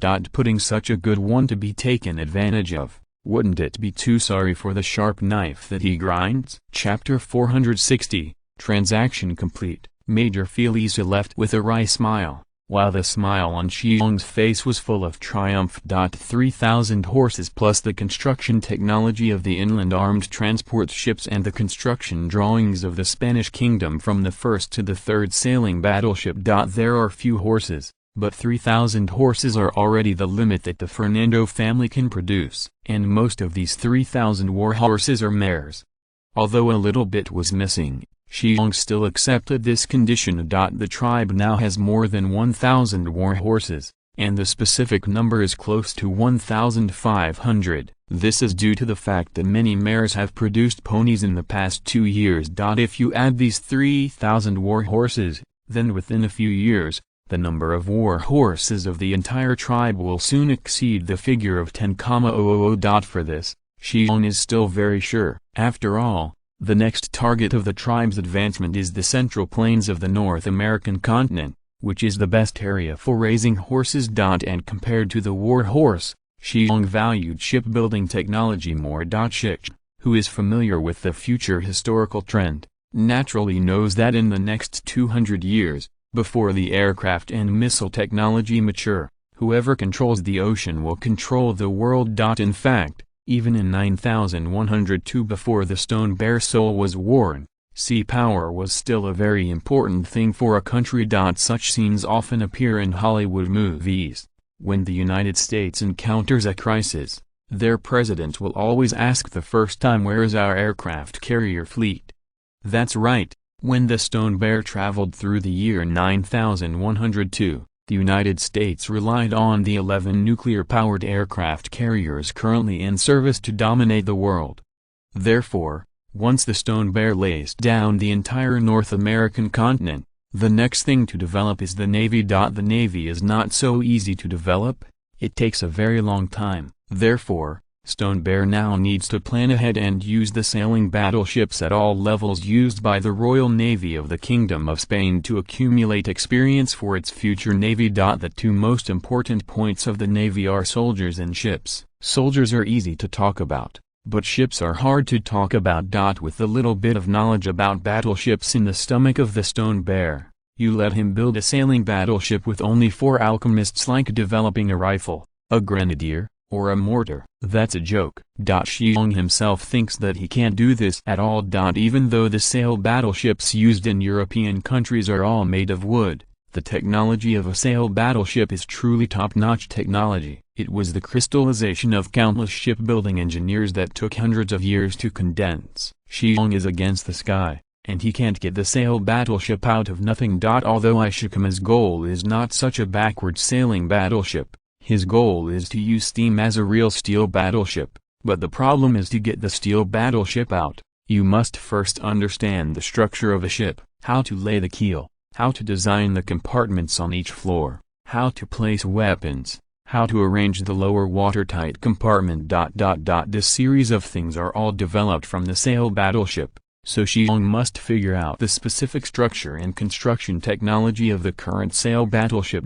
When dealing with the Fernando family before, even if Shi Xiong came up with the perfect formula of black powder, he would not come with the construction technology and drawings of the inland armed transport ships, let alone the drawings of sailing battleships at all levels. The blueprints and construction techniques of sailing battleships at all levels are things that Shi Xiong has coveted for a long time. Otherwise, Shi Xiong would not take out the bullet-throwing technique and trade with the Fernando family. If it weren't for the attractiveness of the Fernando family's bullet-bombing technology, and the Fernando family could not produce more horses, otherwise the Fernando family would not agree to use the construction technology of the inland water transport ship and the various active services in the Kingdom of Spain. The blueprint of the class sail battleship was used as a bargaining chip. Therefore, the content of this transaction is limited to Stone Bear and Felisa knowing. Of course, Felisa's father, the powerful Count Fernando, will certainly know, but for others, this time the content of the transaction is an absolute secret. Once the contents of this transaction are revealed, Stone Bear is fine, but the Fernando family will be immediately designated as traitors by the King of the Kingdom of Spain. Similarly, in this transaction, Felisa did not promise to provide Shi Xiong with shipbuilding workers and engineers. The drawings of sailing battleships at all levels are too terrible, and Felisa is not stupid. How could he agree to provide Shi Xiong with more shipbuilding personnel? Isn't it a loud announcement that my Fernando family has sold the drawings of sailing battleships at all levels in the kingdom to outsiders? The technology of sailing battleships is the core technology of the navies of various countries, and even the construction technology of simple inland water transport ships will not be easily spread. In the past, Ishikame's perfect formula of black powder could only be exchanged for 25 second-hand inland river armed transport ships that had been built, but it was not able to obtain the construction technology of this type of ship. In fact, for this reason. But anyway, this secret transaction is finally completed. Major Felisa is also confident to persuade his father to complete the transaction. This guy took a grenadier and 2 grenades when he left. He needs to show his father the true power of this bullet-throwing barrel, in order to completely impress the heart of Count Fernando. As long as Count Fernando is tempted, then the rest will be nothing. Moreover, as far as the Fernando family is concerned, it is not a difficult task for them to obtain the blueprints of sailing battleships at all levels currently in service in the Kingdom of Spain. www.wuxiaspot.com. Only the Fernando family owns a fleet of 2-tier sailing battleships and 4 3rd-tier sailing battleships to protect their family's safety in the Atlantic route. Having just sent away Major Feliza, Shi Xiong did not return to the Grey House, but went home directly. Green Skylark's belly is getting bigger and bigger, and she will have more than a month to give birth, so Shi Xiong plans to make some delicious dishes for his wife to make up, and at the same time to celebrate the successful completion of the transaction. When he returned home, Shi Xiong was no longer the all-powerful chief and the supreme commander of the Storm Bear army. After several delicious dishes were made out of his hands like magic, the exchange was of course the green lark, that satisfied smile.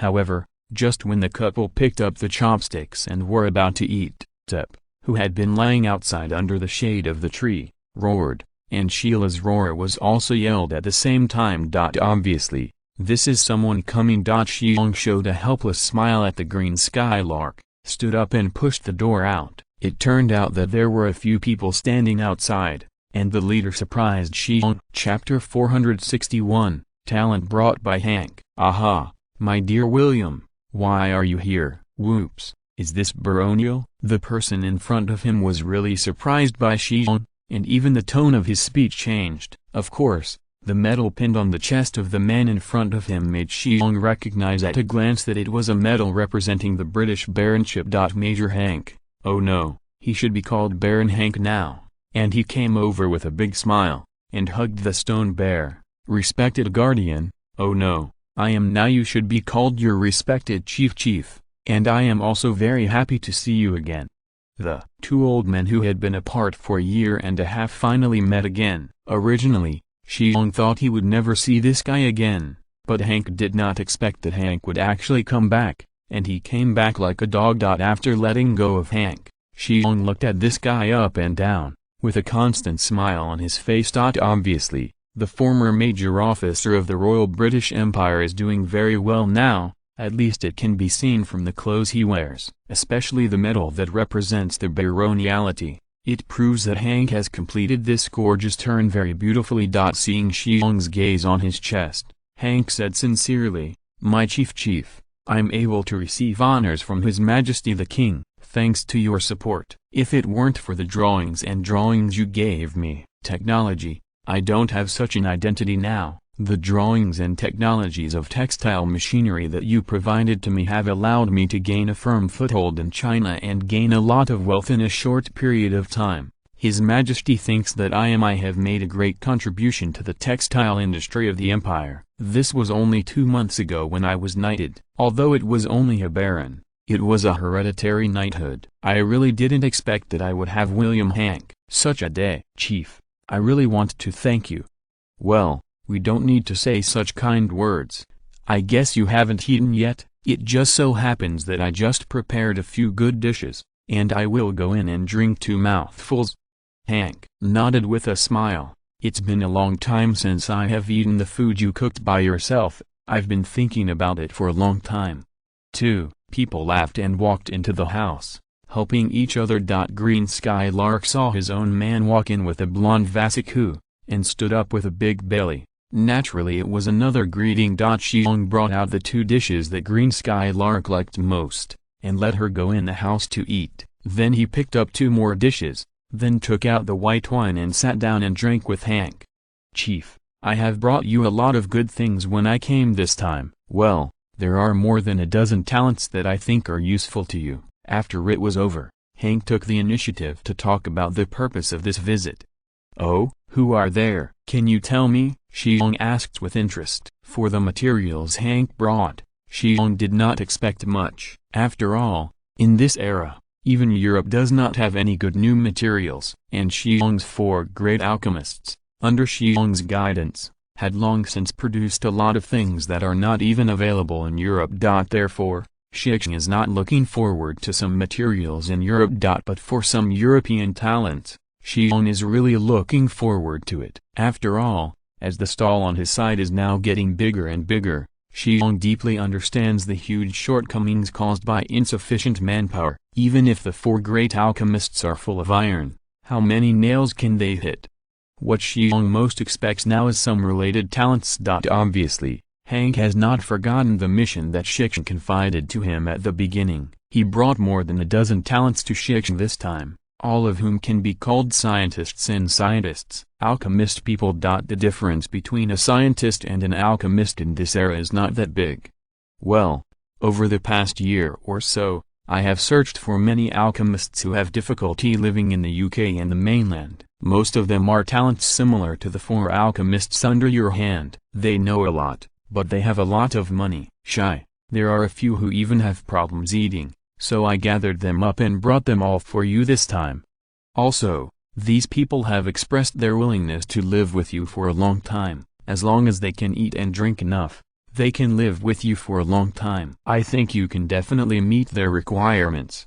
Shi Xiong laughed and said, as long as the people you bring are really capable, what is it to make them eat and drink? As long as they are really willing to work for me, they can even bring all their families here. I guarantee that their living conditions here are 100 times better than they are at home.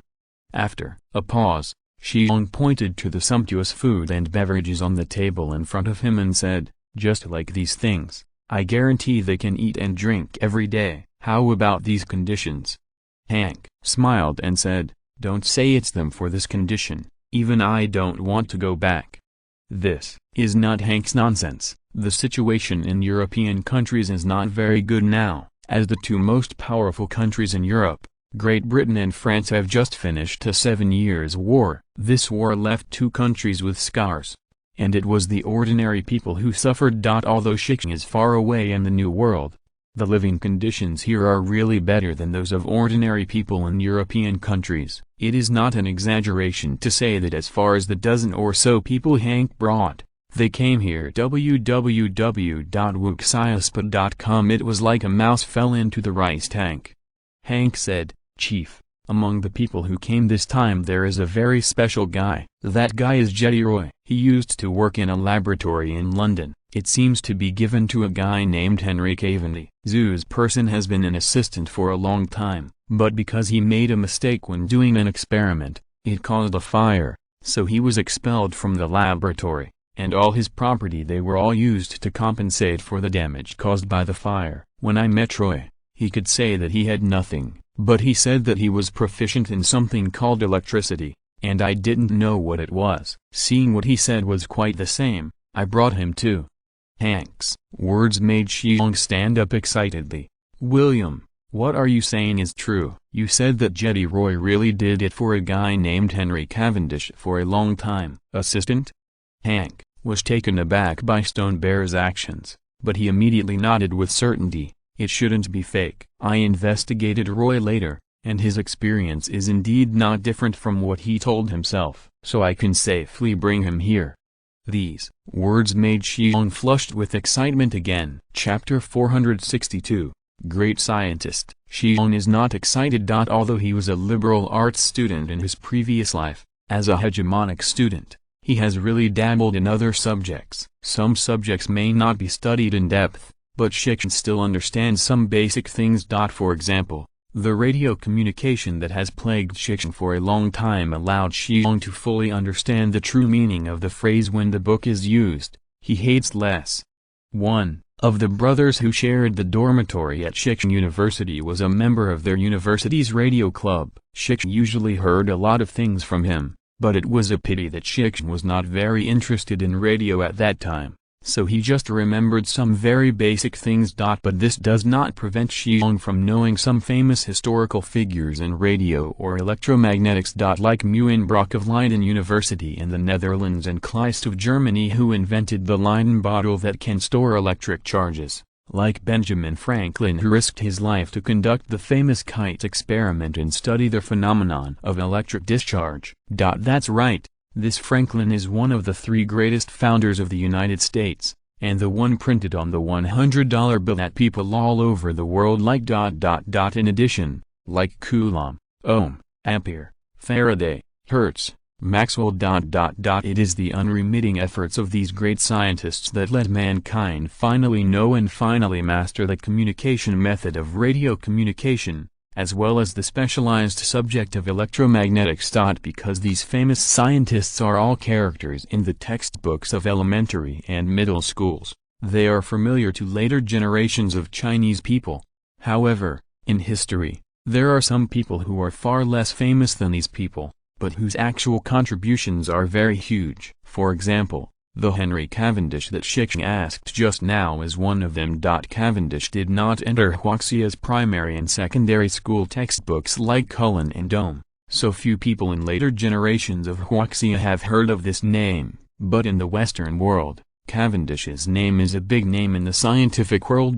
Stone Zhong didn't know the name in his previous life, but his brother in the same room often mentioned it in front of him. So Stone Zhong looked for information about this Cavendish out of curiosity and read it. As a result, from this look, Stone Bear also regarded Henry Cavendish as an idol like the brother in the same bedroom. In Shi Xiong's eyes, in terms of British Henry Cavendish's contribution to mankind, his name can definitely be preceded by the word great. The surname Cavendish sounds like a rich and handsome name. In fact, he is indeed a rich and handsome man, and a man with social phobia. The most important thing is that he is also a genius scientist. In the Western world, he is hailed as the greatest Briton since Newton. The scientist. If you don't know the rich man's experience, you would never have imagined that there would be so many world firsts in him, and these world firsts span physics, chemistry, astronomy and meteorology areas. Well, many examples can be cited in this regard. For example, when we first stepped into the junior high school chemistry laboratory, the chemical experiment our teacher showed us must be a hydrogen-oxygen-water production experiment, and the first person to do this experiment was Henry Cavendish. At the same time, he was also the first person in the world to purify hydrogen. These are some examples in chemistry, and in physics, he also has many world firsts. For example, Newton discovered the law of universal gravitation, and Cavendish was the first person in the world to determine the constant g of universal gravitation. Because he determined the gravitational constant, he was the first person in the world to precisely weigh the Earth. That's right, this guy accurately calculated the weight of the Earth in the late 18th century. Although the gravitational constant calculated by Cavendish is not as accurate as that of later generations, the error is only about 0.65%. Don't forget, when Cavendish calculated the gravitational constant in the late 18th century, not the precise gravitational constant calculated by later generations using various sophisticated instruments. It was already a very, very remarkable feat to be able to calculate such an accurate gravitational constant at that time. In addition, people in later generations believed that Coulomb's law should be proposed by Coulomb, and Ohm's law was proposed by Ohm. But in fact, this thing is wrong. Cavendish published very few papers in physics during his lifetime. It was not until Maxwell reviewed and published Cavendish's manuscript that he had made many important discoveries in electricity. For example, Coulomb's law and Ohm's law are actually based on Cavendish's research. In other words, Cavendish had actually made research results in this area long before Coulomb's law and Ohm's law were discovered. It was the same reason. The rich and handsome man had a very serious social phobia, which caused a lot of his theoretical research to be hidden by himself. Cavendish's background is very noble. His father is the fifth son of the famous Duke of Devonshire. Because there is a grandfather of a wealthy duke, Cavendish is also a wealthy figure. He does not need to worry about money, nor does he need to participate in social activities to waste time, so Cavendish can spend all his energy put it on scientific research. But it is precisely for this reason that he suffered from severe social phobia during his long-term scientific research. Cavendish's social fear has almost reached the level of autism. He hardly participates in any social activities. The only activity he regularly participates in is a science and technology initiated by a famous British naturalist after his reputation. Party. But even at a party, he would never speak. he just stayed in a safe place by himself. However, there were many people who admired him at the time. www.wuxiaspot.com. When these people wanted to communicate scientific issues with Cavendish, they would walk near Cavendish, and then face the other direction towards air. Speaks out his problem. If Cavendish heard this question, he would mutter to himself very quietly. If you try to talk to him face to face, you are likely to scare him away. Similarly, Cavendish cherishes his words like gold after returning home, and he never talks to his domestic servant who has been taking care of him since he was a child. When he has something to say to the servant, he usually uses the method of handing over a note, and he cherishes words like gold. But it is such a person who is close to autism who has made such a great achievement in the scientific community. After understanding this, the stone bear in the previous life really admires this Cavendish. And the Jedi Roy that Hank found was actually able to help Cavendish for many years, which shows that this guy definitely has a few brushes in his stomach. Then this person is here, plus what he knows about electromagnetism. What if he accidentally makes the radio thing out? Chapter 463, 18 Arhat. The next day, Shi Xiong, led by Hank, met these alchemists from the European continent. That's right, these people, including Guy Roy, who had been an assistant to Cavendish for many years, positioned themselves as alchemists, not scientists. Well, in fact, at this time, the word scientist is relatively rare even in Europe. It's like that Mr. Newton, who has been dead for 40 years, also positioned himself as an alchemist, a very advanced kind of alchemist. In this era, all disciplines are still in an age of ignorance. No matter what aspect of the research is actually relatively fragmented, there is no complete system. Subsequent disciplines such as physics, chemistry, and electromagnetism are still just beginning to show their sharp corners, and there is still a long way to go before becoming a systematic discipline. This has also caused scientists, or alchemists of this era, to be masters with several skills.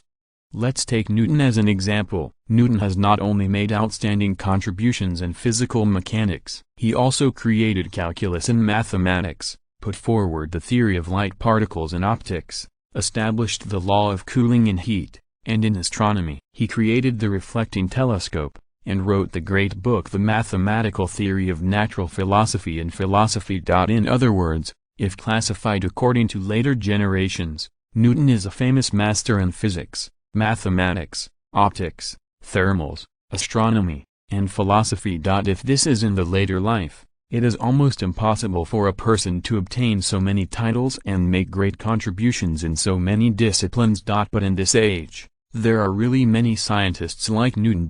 Cavendish, this Jedi Roy, is also such a figure with multiple skills. Maybe he is not as good as Newton and Cavendish, but he is definitely not so much compared to the four great alchemists. Even before the four great alchemists got the advice of Shi Xiong, they didn't even have the qualifications to give Roy shoes in terms of scientific research. This is definitely a leading scientific talent. This is the conclusion that Stone Bear came to after an in-depth conversation with Jedi Roy for more than an hour. This guy may not be as specialized as the four great alchemists who got the advice of Stone Bear in some aspects, but this guy knows so much. He is particularly prominent in physics, chemistry, and electricity, and he deserves to be Cavendish's assistant for several years.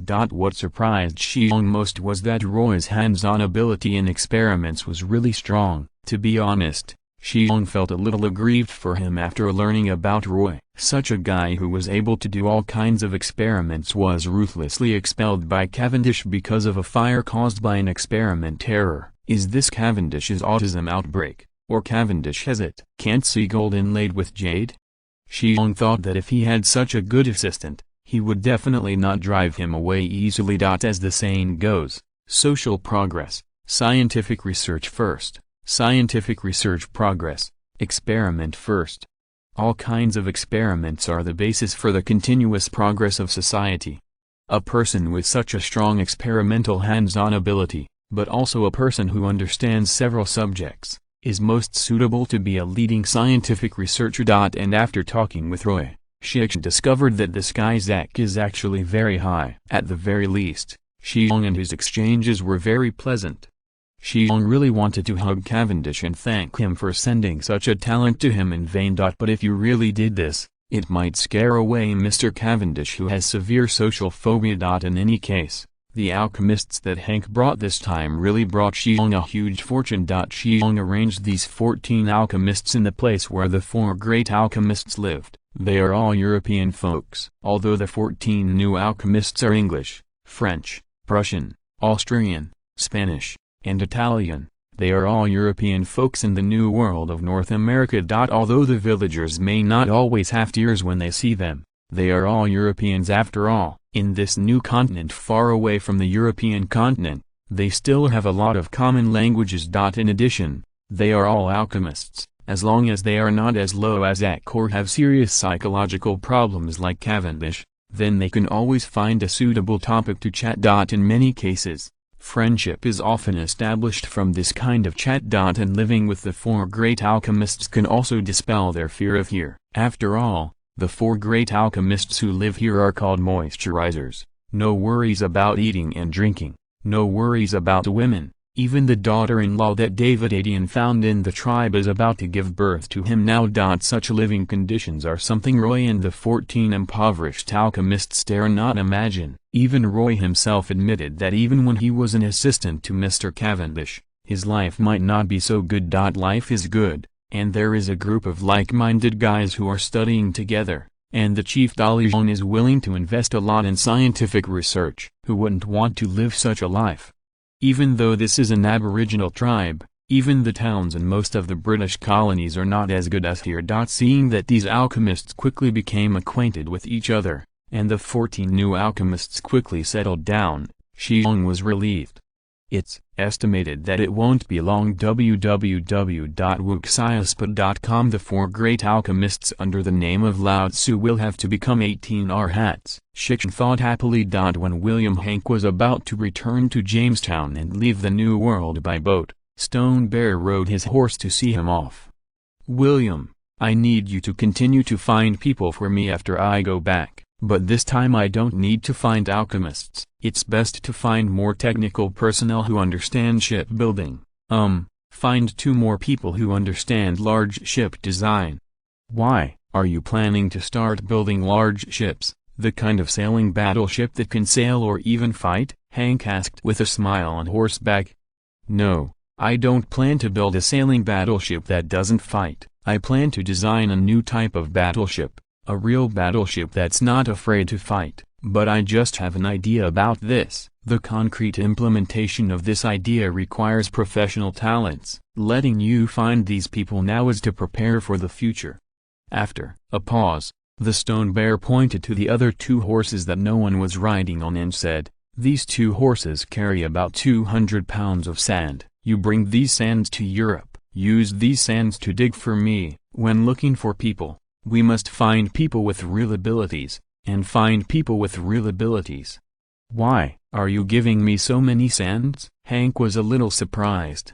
"Of course it's the cost of finding someone." "Okay, William, you don't have to be polite to me. The sands are not a good thing for our tribe, but you can do a lot of important things if you take them to Europe, so these sands you just take it." Chapter 464, Heckle Keeper of the Earth. William Hank took his people and 200-pound sands away. He wanted to continue to search for all kinds of talents for Shi Xiong. Gold is not a precious thing for the North American Indians of this era. This golden precious metal is a crazy thing outside of the New World, but among the Indian tribes of the New World, gold is really true. That's nothing. This can be seen from the Cherokee calling gold black iron. When gold is thoroughly valued by the Indians, it has to wait until the founding of the United States and then the westward advance. The discovery of a large amount of gold in the Midwest of the United States stimulated the Americans to make up their minds and start westward. As a result, many native Indians were defeated, and the Indians realized that their own force could not match this kind of yellow metal. The current North American Indians still practice bartering. Currency is of no use to them. Therefore, precious metals such as gold and silver are of little use to them. They are used for decoration at best. It's just a piece of jewelry. For the vast majority of North American Indians in this era, a handful of sand cannot be compared with a bag of grain. Jinsha can be found in rivers, but food is extremely precious. Therefore, the 200 pounds of sand that Shi Xiong gave William Hank is enough for him to do a lot of things in Europe. Although Shi Xiong knows the value of gold, at this critical moment, gold is used for things and people. As long as there are enough talents and various materials, there is no need to worry about the Cherokee bean growing. As long as the Cherokee tribe grows to a certain extent, the entire North American continent will be tribal. By then, with the large gold mines in the Midwest, will tribes still have less gold? You must know that the following generations of the United States and Canada are both one of the world's top 10 gold-producing countries, and the combined gold production of the two countries can even reach the world's first. Now others don't know this, but the stone bear whose soul comes from later generations knows. Therefore, as long as you have accumulated enough power to unify the new world of North America, you will never worry about precious metals like gold and silver in the future. Now, this mere 200 pounds of sand is really nothing to Stone Bear. After sending away William Hank, Shi Xiong began to focus all his attention on the reform of the tribe. That's right, Shi Xiong borrowed the word reform from later generations, and began to prepare for a drastic rectification of the tribe. The merger of the small tribes is just one of the projects. For now, the most important thing for the tribes is to implement new farm tools and taming bison as soon as possible. Grain is the foundation of everything. Don't panic if you have food in your hand. As long as the entire tribe has sufficient food reserves, then the stone bear has the confidence to do anything. It is now 1767. If the historical trajectory does not change too much, the War of Independence will break out in another 8 years. By then, the entire North America will have subversive changes. If you don't want those historical tragedies to happen again, Shi Xiong needs to make all preparations in the remaining 8 years, and then reserve enough power to change those tragedies that have occurred in the past. The time left for Shi Xiong is not too much. Fortunately, Shi Xiong's prestige is high enough, and his hands also control enough to deter all armed forces, so under his strong push, the tribal reform projects are progressing in an orderly manner. When the weather came to the hottest month of the year, everyone was too hot to move, but in a certain room in the Ash Palace, it was cool and pleasant. With enough saltpeter, it is not difficult to make ice. When saltpeter is dissolved in water, it will absorb a lot of heat, which will cause the water temperature to drop extremely quickly and eventually form ice. Therefore, even if the weather is hot, Shi Xiong is very cool here. Of course, Shi Xiong would not be so extravagant at ordinary times, using raw materials for making black powder to make ice to cool down. Although smokeless gunpowder and shocky powder have begun to replace black gunpowder as the source of gunpowder used by the Grim Bear Army, black gunpowder, a low-cost gunpowder, cannot be replaced in many places. It's just that today Stone Bear had to make some ice cubes to cool the room, because he was afraid that his mother-in-law Green Sky Lark would not be able to stand it. That's right, the Green Sky Lark started to have abdominal pain during breakfast this morning, and then the amniotic fluid broke in a short time. Shi Xiong knew that the best day of his life might be coming. It's not very helpful to give birth to a stone bear, but in order to welcome the arrival of new life and create a better production environment for the child's mother, the stone bear made some ice cubes and placed them in this room. Try to reduce the temperature of this room to a comfortable level. Then, Shi Xiong, like countless new fathers, turned into a headless fly, sweating profusely against the scorching sun, and began to spin around outside the door. Of course, people with long experience such as Bigfoot, Tall Bull, Bones Bear, Kara Klilu, and Kuima, sat in the shade and smiled and looked at their increasingly prestigious chief. Become a headless fly. They are all people who come here and know what it's like to have children. Like Kuima, she has long been the mother of 2 children. However, the young chief, who is usually stable like a big mountain, don't want to be anxious at this time. This kind of scene is really rare. So this large group of unscrupulous old guys were happy to watch the excitement of their own young chief. Tep sits in the shady ground like a person, watching his father go round without conscience. Shi Xiong wanted to calm himself down, but this time he found that he really couldn't do it. I have never encountered such a thing in my previous life and this life combined. When I think of the little guy in the house about to croak as an extension of his own blood, will the child be in any danger? Anyway, the wonderful feeling of worrying and yearning really made Shi Xiong, the big man who was about to become a father, become extremely anxious.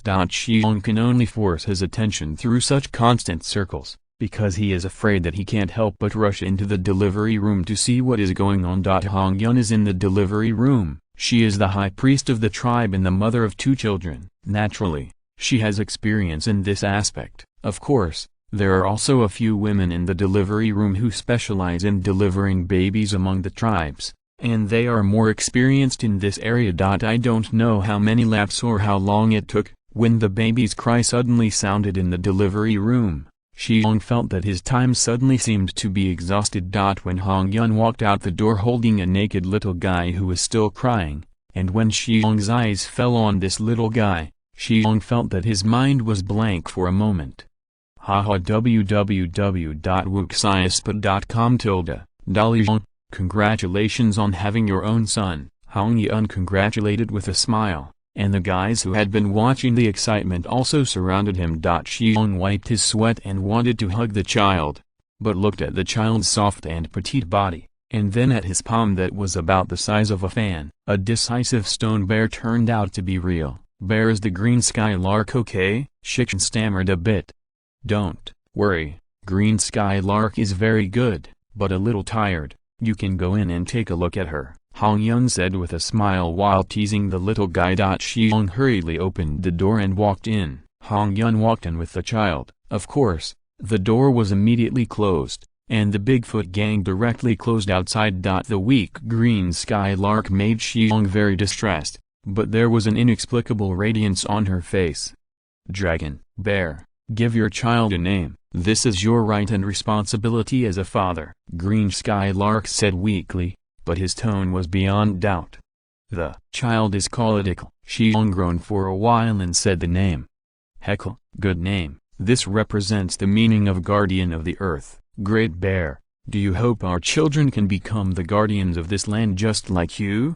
He will definitely become the guardian of this land. Shi Xiong carefully took the little guy from Hong Yun's hands with both hands and put it in Green Sky Lark's arms, watching the little guy close his eyes and move towards Green Sky Lark's arms. Li Gong said softly and firmly. Chapter 465, Rare Stabilization Period. The birth of the heir to the chief brought boundless joy to the entire Monongahela. The grand bonfire dinner lasted for 3 days. Hong Yun personally took a dozen sacrifices to pray for Heckle. The soldiers stationed in Monongahela sent out hunting and brought a large number of dead beasts to the tribe. The prestige of the stone bear in the tribe is unparalleled, and the birth of Heckle also represents that the chieftain has a true heir. This is an extremely important matter for the entire tribe. The name Heckle means guardian of the earth in Cherokee. Although the former chief Junarusk means guardian of the vast earth in Cherokee, both the meaning is not the same. The meaning of the name Junaruska is one more vast in front,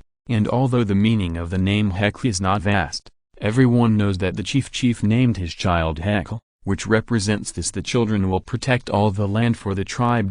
Because everyone in Monongahela's tribe knows that the Cherokee tribe will conquer the entire North American New World under the leadership of the Great Bear Chief. Rather than hiding in the Appalachian Mountains like before, just comparing it from this aspect, Junaluska, the guardian of the vast earth, is really far less worthy of the name than Heckle, the guardian of the earth.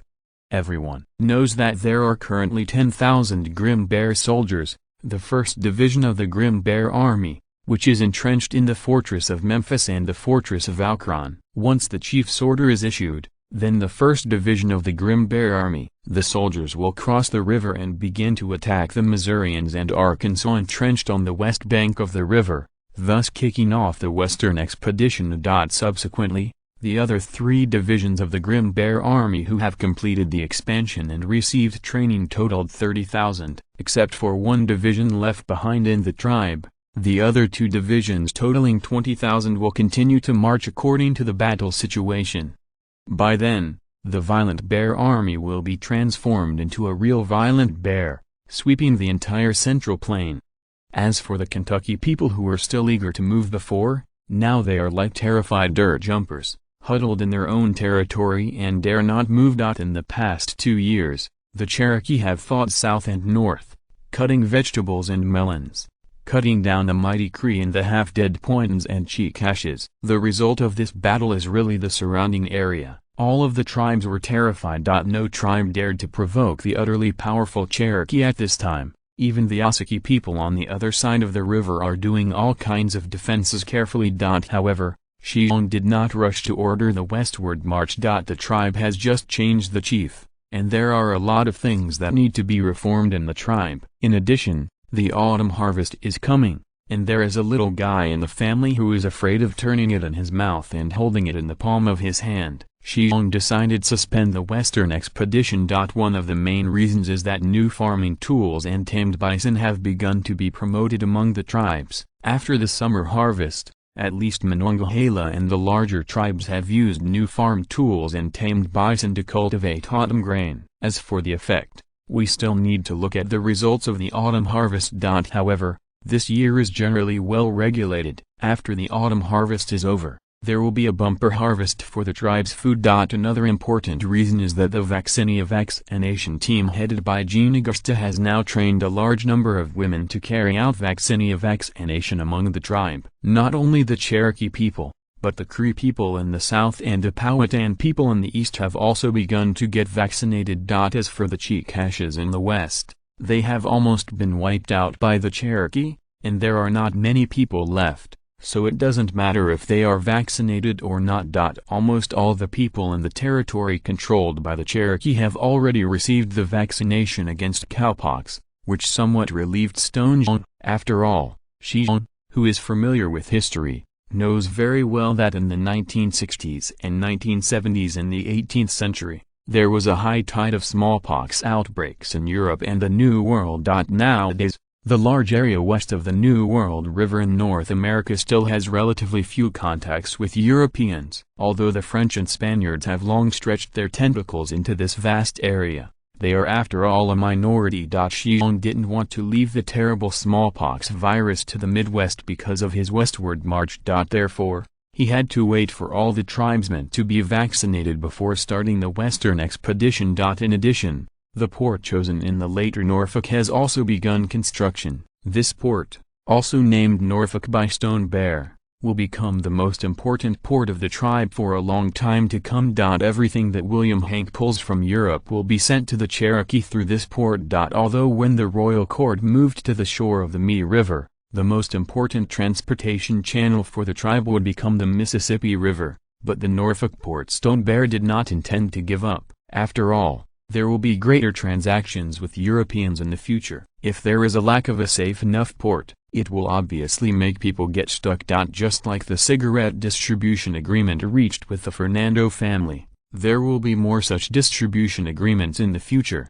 so there must be a port city to support more and more transactions. That's right, although Shi Xiong won Filiza in exchange for Spanish shipbuilding technology with bullet-throwing technology, Shi Xiong did not agree to trade cigarette technology to the Spaniards. The technology of cigarettes is currently unique, and this kind of cigarettes is currently extremely popular in the British colonies of North America and on the roads of Europe. Tobacco in later generations is an absolutely profitable commodity. Now how can Shi Xiong give away profitable products that are readily available to others?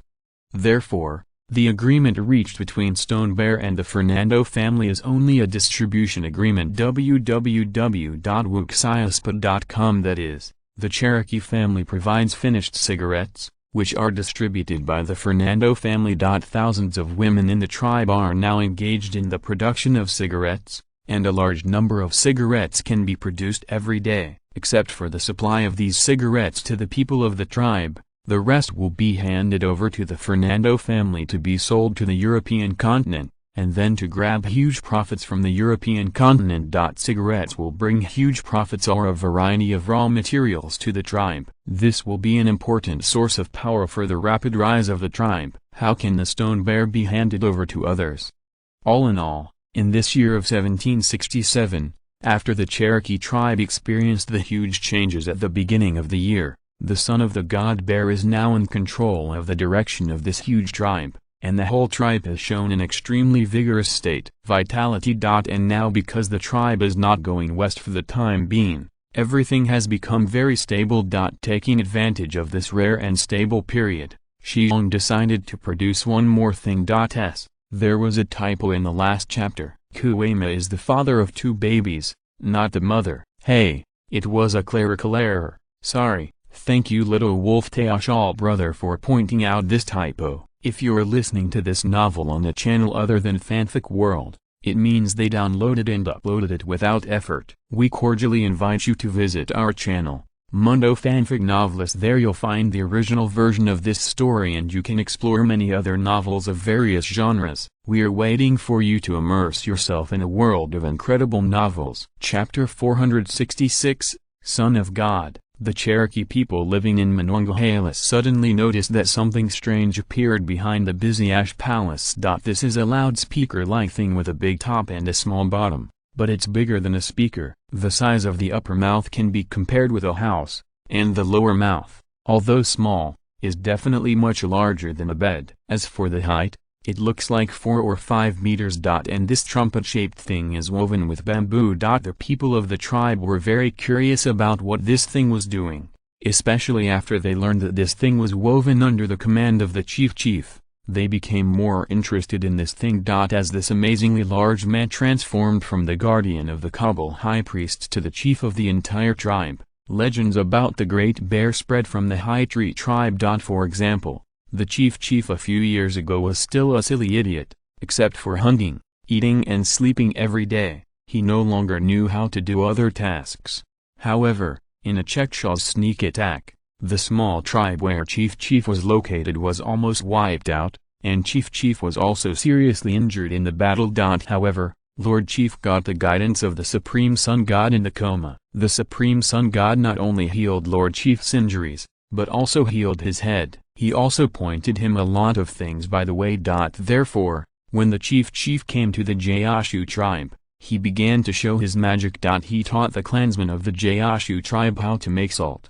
The white and delicate table salt he made was simply bestowed by the great sun god. He taught the tribe of Gaoshu tribe how to smelt steel, and as a result, the whole tribe is no longer short of steel. Warriors can use weapons made of steel, and the tribes no longer need to trade precious furs and gems for inferior iron pots and ironware from Wasaku. He taught the people of the Gaoshu tribe how to build new farm tools. As a result, the people of the Gaoshu tribe couldn't eat more food. Then the people of the whole tribe also learned to use the new farm tools. After a short time, the whole tribe's food was just like Jiao. The tree tribe can't finish eating so much. This is simply something that all the people of the tribe didn't even dare to think about before. He taught the people of the Gaoshu tribe how to tame the bison. As a result, this big guy who could only become food before has become the best helper for all the people in farming food. He taught the people of the Gaoshu tribe how to make wine, and then the whole tribe can drink that wonderful wine. He taught the people of the Gaoshu tribe how to make that kind of magical cement, and then some of the main roads in the tribe became the kind of hard and extremely flat cement road, and a lot of the tribes also used cement and bricks, the kind of extremely strong and warm house built in blocks. He taught the people of the Gaoshu tribe how to make that kind of extremely convenient cigarette, and this kind of cigarette is said to be extremely popular on the Wasaku side, and many precious materials can be exchanged from Wasaku every year. He taught the clansmen of the Gaoshu tribe how to make fire folds, the kind of fire folds that can be ignited with one shake or blow. They are just like artifacts.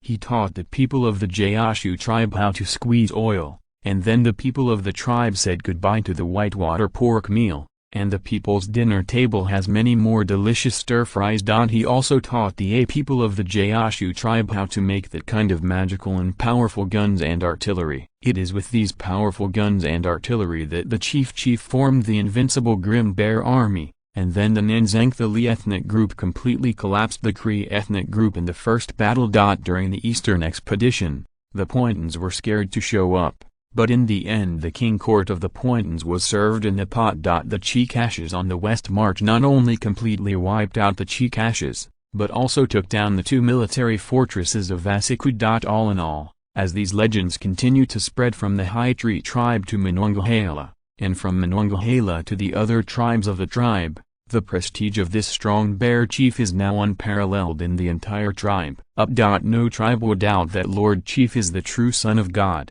Otherwise, how could Lord Chief do so many and such amazing things?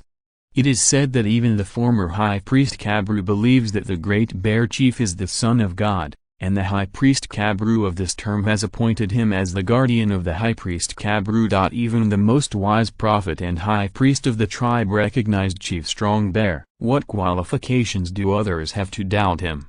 And all of what he has done has been the best proof. In the past few years the Gaoshu tribe has grown from a small tribe with more than 300 people to a large tribe with more than 3,000 people. This is all vigorous credit to Chief Bear. Especially the invincible Grim Bear army is also ironclad. So now all the Cherokee people, even the Cree, the Powhatan and the more distant tribes believe in one thing, that is, he, the Great Bear Chief, is the child of the Supreme Sun God. He is the omnipotent Son of God. It's a pity that, apart from the invincible Bear Army, Monongahela's tribe has never seen any invention of the magical Great Bear Chief. Well, the word invention was also said by Lord Chief. The Chief said that the magical things he made were called inventions. It's just that the Chief is usually too busy, and all kinds of important events of the tribe require him to grasp the direction. Can he not be busy? But www.wuxiaspot.com Lord Chief suddenly made such a big thing from behind the Ash Palace. Is Lord Chief really going to invent something? It's just that the Chief didn't say anything, and the clansmen were all at a loss. This big horn made of bamboo pieces is very strong, which made the chieftain very satisfied. Then the chieftain began to gather Monongahela who would sew clothes, using the iron needles and white cloth brought by the former Hank Vasiku. He began to sew a very large and very something big. Even those women don't know what they are sewing, they just know that the thing they are sewing now is very big, and the chiefs are very strict, especially the stitches of the cloth joints. It needs to be very fine, and you have to sew twice. Watching those precious cotton cloths being used in rolls, and not knowing what they are sewing, many people feel very distressed. That's all good cotton cloth, to sew such a big guy. How much cotton cloth should be used and how many clothes can be made? Moreover, such a clean cotton cloth just collapses on the ground, which is really distressing. Chapter 467, the stuff that the traverser must make. There are 50 or 60 women to sew this big guy, but even so, it took more than 10 days to sew this big guy. During the 2 rains, the chief used hundreds of people to move this big guy into the Gray Palace to avoid this big guy made of cotton cloth from getting wet. After more than 10 days after the big guy was sewn, the chief arranged for someone to spread out all the big guys that had been sewn. Only then did the people of Monongahela see how big this big guy really is. Because it is flat on the ground, this big guy is double layered, and the whole looks like an irregular drop shape. The length is more than 20 meters, and the widest part in the middle also looks like 15 or 6 meters. In the smallest place below, the huge big horn woven with bamboo was covered, and 4 layers of cloth were used to reinforce it, which is equivalent to sewing the big horn directly into the bottom of the big guy. Because of the existence of this big horn that is more than 4 meters high, the entire bottom is supported, as if it were a hole. After spreading out, the chief arranged for someone to take out barrels of tung oil from the warehouse. This thing was also brought by the Vasiku named Hank, and according to Lord Chief, this kind of tung oil was transported from the Far East to the European continent, and then it was transported here by Hank by ship. The chief said that this kind of tung oil is an excellent paint. Brushing the tung oil on this big guy sewn with white cloth can make this big guy have a good waterproof and leak-proof effect, and it is also resistant to high temperature and corrosion. The clansmen don't know what heat resistance and corrosion resistance are, but judging from the satisfied expression on the chieftain's face, the clansmen know that the chieftain is very satisfied with this big guy. It took a long time to brush this big guy all over, and it took 3 full barrels of tung oil. The people of the tribe knew that whether it was tung oil or white cloth, they were all drawn from those Vasiku, and they were all precious things. But such a precious thing was used to make such a big guy. What did Chief do? The stone bear did not let the tribes weigh too much. Almost all the tribes living in Monongahela gathered in front of the Ash Palace in the morning of the next day. They wanted to see how the chief used so much manpower and material resources these days. What is the thing that came out? When the people gathered in front of the Gray Palace, they discovered that there was another big hanging basket under the big guy. This hanging basket is also woven with bamboo. Although I didn't touch it with my hands, just by looking at the shape of the hanging basket, I know that this guy is strong enough. The hanging basket is connected to the big guy's bell mouth by 8 ropes, and at this time the bell mouth has been raised high by a dozen stakes, and the bell mouth is facing down. In the hanging basket below the trumpet, the tribe saw many soldiers of the Grim Bear Army. 2 of them were familiar with them. They were the Bone Spears and Crazy Bulls of the 2nd and 3rd Divisions of the Grim Bear Army. At this moment, the 2 of them were standing outside the gondola, instructing the soldiers to take turns shaking something with their hands. At this time, the tribe found that there was a burning stove beside the chief standing in the hanging basket. The thing that the soldiers shook also knew that it was something called a hand-cranked hair dryer. This thing was also invented by the chief. As long as the outside handle was shaken with his hand, the fire could skyrocket rapidly. The big stove in the gondola is not small. At this time, the flames from the mouth of the stove, under the agitation of the hand-cranked hair dryer, jumped up to a height of more than 1 meter.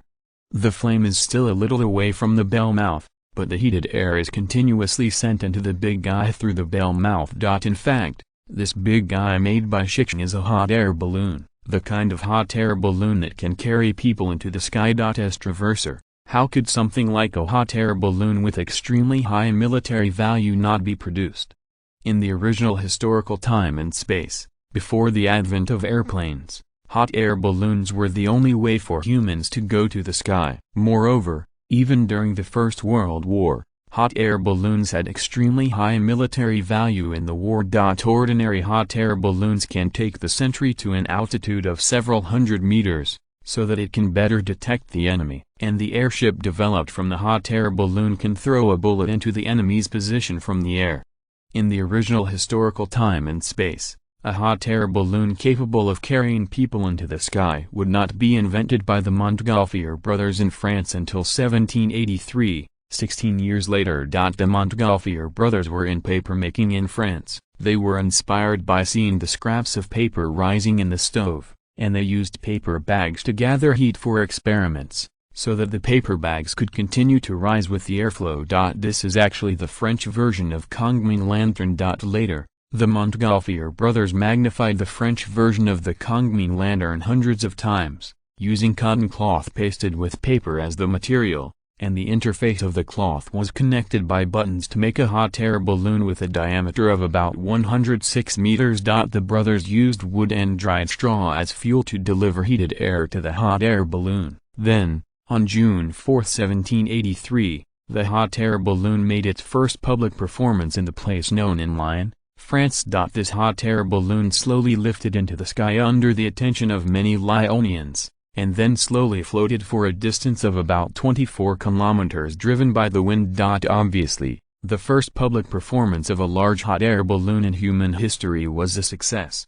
Of course, the hot air balloon at this time cannot carry people. Even the Montgolfier brothers who invented the hot air balloon did not dare to ride this hot air balloon, but the brothers still sent a rooster, a duck and a goat to the gondola of this hot air balloon. These 3 animals were fortunate enough to be the passengers of the first hot air balloon. In September of the same year, the Montgolfier brothers performed a hot air balloon liftoff performance for the king, queen, court minister and 130,000 citizens of Paris in front of the Palace of Versailles in Paris. Of course, this performance is still a performance without passengers. After 2 consecutive successes, a reading www.ukenshu.com gave the Montgolfier brothers full of confidence, so they decided to perform a manned launch in November of the same year.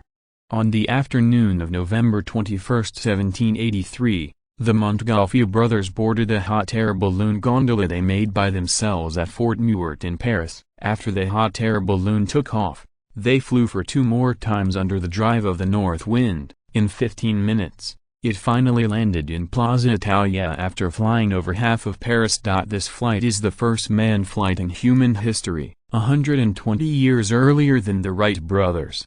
Flying has always been an ultimate dream of mankind. Before the Montgolfier brothers made a hot air balloon, humans could only dream of flying into the sky in a dream. And now, the stone bear whose soul has passed through from later generations will naturally not give up the first opportunity for human beings to fly into the sky. To the French, the most important thing is that in this era, to build a safe enough hot air balloon in advance is really of extremely high military value. Therefore, Shi Xiong spent a lot of manpower and material resources to create such a big guy. Chapter 468, Ready. The hot air balloon made of white cotton cloth is painted with a layer of raw tung oil, so the color is no longer white, but a light yellow, emitting a light yellow light under the sun. As the hand-cranked hair dryer continuously transported the hot air from the stove into this huge hot air balloon, the balloon that was originally spread on the ground began to gradually fill up. After more than half an hour of uninterrupted blows by a dozen Grim Bear soldiers shaking hand dryers, this huge hot air balloon finally took on its shape in front of all the tribesmen. It's big. This is probably the common voice in the hearts of all the people who saw the hot air balloon in its full form. That's right, the size of this hot air balloon is indeed not small. When the balloon is fully inflated, it is a drop-shaped balloon with a diameter of about 16 meters and a height of about 20 meters. This size may not be as big as the X-7 hot air balloon of later generations, but it is definitely not much different. Today's weather is very hot and the sun is very bright. The fully inflated hot air balloon cast a huge shadow on the ground, frightening the people who were standing in the shadow to flee the place one after another. There are even a lot of clansmen clasped their hands together, knelt down religiously, praying to this big guy. As for the more than a dozen Grim Bear soldiers who took turns shaking their manual hair dryers, all of them seem to have just emerged from the water. It's not a good job to do this kind of work in this kind of weather. The weather itself is hot, and there is a big stove nearby, and the balloon is constantly filled with hot air. It's definitely better than a sauna in later generations. Refreshing. At this time, a group of high-level members of the tribe in the Grim Bear army stood beside Shi Xiong, all looking up at this big guy who was close at hand, with incredible expressions on their faces. "Boss, is this what hot air balloon you were talking about?" Kuwema asked everyone. Since the Burst Bear Brigade expanded to the Grim Bear Army, the original 5 regiments of the Burst Bear Brigade have been upgraded to 5 divisions. As the Pro-Army and Iron Rod of the Stone Bear, the 1st Division of the Grim Bear Army is the division with the largest number of soldiers and the most sophisticated weapons in the entire army. The Kuwema, who was the commander of the 1st Regiment of the Burst Bear Brigade, naturally became the commander of the 1st Division of the Burst Bear Army. Previously, Kuwema brought the elite of the 1st Division to Fort Memphis and Fort Akron. This time he was going back to Monongahela because he had something to do. He just caught up with his boss's hot air balloon, so he stayed temporarily. Yes, Shi Xiong smiled and nodded with satisfaction. How about this guy? Isn't this guy pretty good? A group of high-level officials kept nodding their heads like a chicken pecking at rice. Just kidding, they had never seen such a big man-made object before this hot air balloon appeared. The most important thing is that such a big guy is now half floating in the air, which is really amazing. When building this big guy, they almost all watched how this big guy was made. The weight of the cotton cloth alone is 200 to 300 kgs, plus the tung oil and the large bell mouth made of bamboo sheets below, which definitely weighs more than 500 kgs. This is heavier than the weight of 3 adult warriors, but a big guy with such a heavy weight is now floating. Boss, what on earth does this big guy do? The bone spear, which has always been steady, couldn't hold back, and asked Shi Xiong with a flat face. Compared to other tribes who call Shi Xiong as the chieftain, these high-ranking members of the Grim Bear Army prefer to call Shi Xiong as the chief, and they feel that this name should be more intimate. Shi Xiong glanced at Bone Spear with a flattering look, then looked at the high-level person beside him who almost wanted to hear the answer, and then laughed and said, "I won't tell you what this big guy is." "What are you doing? If you want to know, it's best to try it with me. Only if you try, you will know what this big guy is doing. However, this process may be very exciting. If anyone wants to try, if you do, it's best to be fully psychologically prepared. As soon as Shi Xiong said this, the 5 masters of the Grim Bear Army all stood up. Just kidding, we are the 5 masters of the Grim Bear Army. Now that the boss has spoken, even if there's a sea of swords and flames in front, our 5 brothers have to rush forward without hesitation. Shi Xiong looked at Hong Yun with a smile, and the High Priest Kabru shook his head quickly. For this big guy, the High Priest Kabru is also full of awe. Shi Xiong moved his gaze to the Great Witch, Dr. Bakarzut, and the former High Priest of the tribe also shook his head. Whether it is the Kabru High Priest or the Great Witch, Doctor, the status are higher than those of the 5 masters. Kara Klilu is now dealing with various things in the Chikasha territory in the west, and the Bighorn Sheep is still sitting in the Akron Fortress. So these 2 people who are also taller than the 5 masters are not in Monongahela. Shi Xiong slapped his hands and said, "Well, Kuema, you try with me first." When Kuema heard this, he blew a whistle proudly, waved his hand at the other 4 masters with envy, and walked over to the boss. Just as he was talking, the hot air balloon had completely inflated, and even the hanging basket below it began to just about to move. Shi Xiong called down the soldier who was shaking his hair dryer, and then walked into the gondola with Kuema. This hanging basket is also made of sturdy bamboo, which is extremely strong, and the height of the guardrail is 1.5 meters high. This height is a bit short for Shi Xiong's height, www.wuxiaspa.com, but for the height of Kuema and most other ordinary people, this height is already very high. Shi Xiong threw out the thick rope that was originally wrapped in the hanging basket, and said loudly, "Tie the rope to the root of that big tree, and it must be fastened firmly, otherwise you won't find your chief and first teacher and teacher." Several soldiers quickly grabbed the rope, ran to the bottom of the big tree, and entangled the rope several times around the tree, only then tied a strong slip knot. Shi Xiong said to Kuema, "Come on.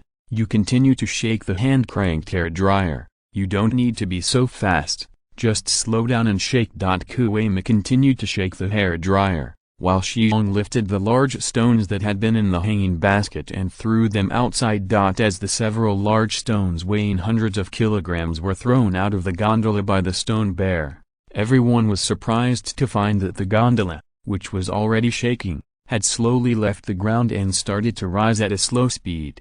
When the height of the hanging basket reached almost 3 or 4 meters from the ground, almost everyone uttered a huge ah. Chapter 469, 500 meters. Shi Xiong is certain that this hot air balloon launch is definitely the first time humans fly into the sky in this historical time and space. In other words, Shi Xiong himself and the Kuema around him are the first 2 people in human history to truly fly into the sky. This is the first in history. It is false to say that you are not excited. What can coexist with excitement is a greater sense of fear. Well, this is vividly reflected in the Kuema around him. Shi Xiong does not have any fear of heights, and he has no fear of heights in his previous and present lives. But even if he stood in such a wobbly hanging basket, seeing the earth quickly move further and further away from him, his body would inevitably show an uncontrollable sense of fear. This kind of fear has nothing to do with whether you have a fear of heights, it is purely a human instinctive reaction. But Kuema around him was miserable. This guy was able to pretend to be calm at first, but when the hanging basket was more than 20 meters above the ground, the guy had stopped shaking the hand-cranked hair dryer, and Shi Xiong could clearly see his half made of cotton cloth. The sleeves were completely saturated with sweat at this time. This is naturally not exhausted, nor is it exposed to the sun. It is purely the result of the large secretion of sweat caused by fear. Shi Xiong tilted his head and looked at Kuema beside him, and couldn't help feeling amused. At this time, Kuema had completely lost the calm look he had before. He was standing in the gondola with sweat and sweat. If it hadn't been for his hands to firmly grasp the guardrail, it is estimated that he would have been unable to stand at this time. The head of the 1st Regiment of the Explosive Bear Brigade, once invincible and invincible, has completely turned into a quail. Although Shi Xiong also reacted a little instinctively, He was not worried. The main reason is that Shi Xiong is very confident in the hot air balloon he made by himself. The hot air balloon made by the Montgolfier brothers in historical time and space is not only not as big as the hot air balloon made by ourselves, but also the materials used are far less than those of our own hot air balloon. The hot air balloons made by the Montgolfier brothers with paper-pasted cotton can take them to the sky successfully, so the hot air balloons made by themselves are even more okay. After all, my own hot air balloon was painted with tung oil. The cotton cloth brushed with tung oil not only greatly reduces the air permeability, but the stone bear also adds more than 10 stiffeners on the outside of the balloon, which further ensures the safety of the balloon. As for the hard bell mouth made of bamboo, it can prevent the hot air from the stove from igniting the cotton cloth brushed with tung oil. In general, the hot air balloon made by stone bear, even if it is not comparable to the modern hot air balloons of later generations, is definitely far beyond the hot air balloon made by the Montgolfier brothers. Moreover, the volume of the balloon of this hot air balloon is larger, and Shi Xiong calculated roughly, the balloon volume of this hot air balloon can reach almost 2,000 cubic meters. To know that the X-7 class hot air balloon of later generations has a balloon volume of 2,176 cubic meters, the X-7 class hot air balloon can have a liftoff force of up to 620 kilograms when the empty weight is 170 kilograms. Although the weight of the hot air balloon I made has reached 500 kilograms,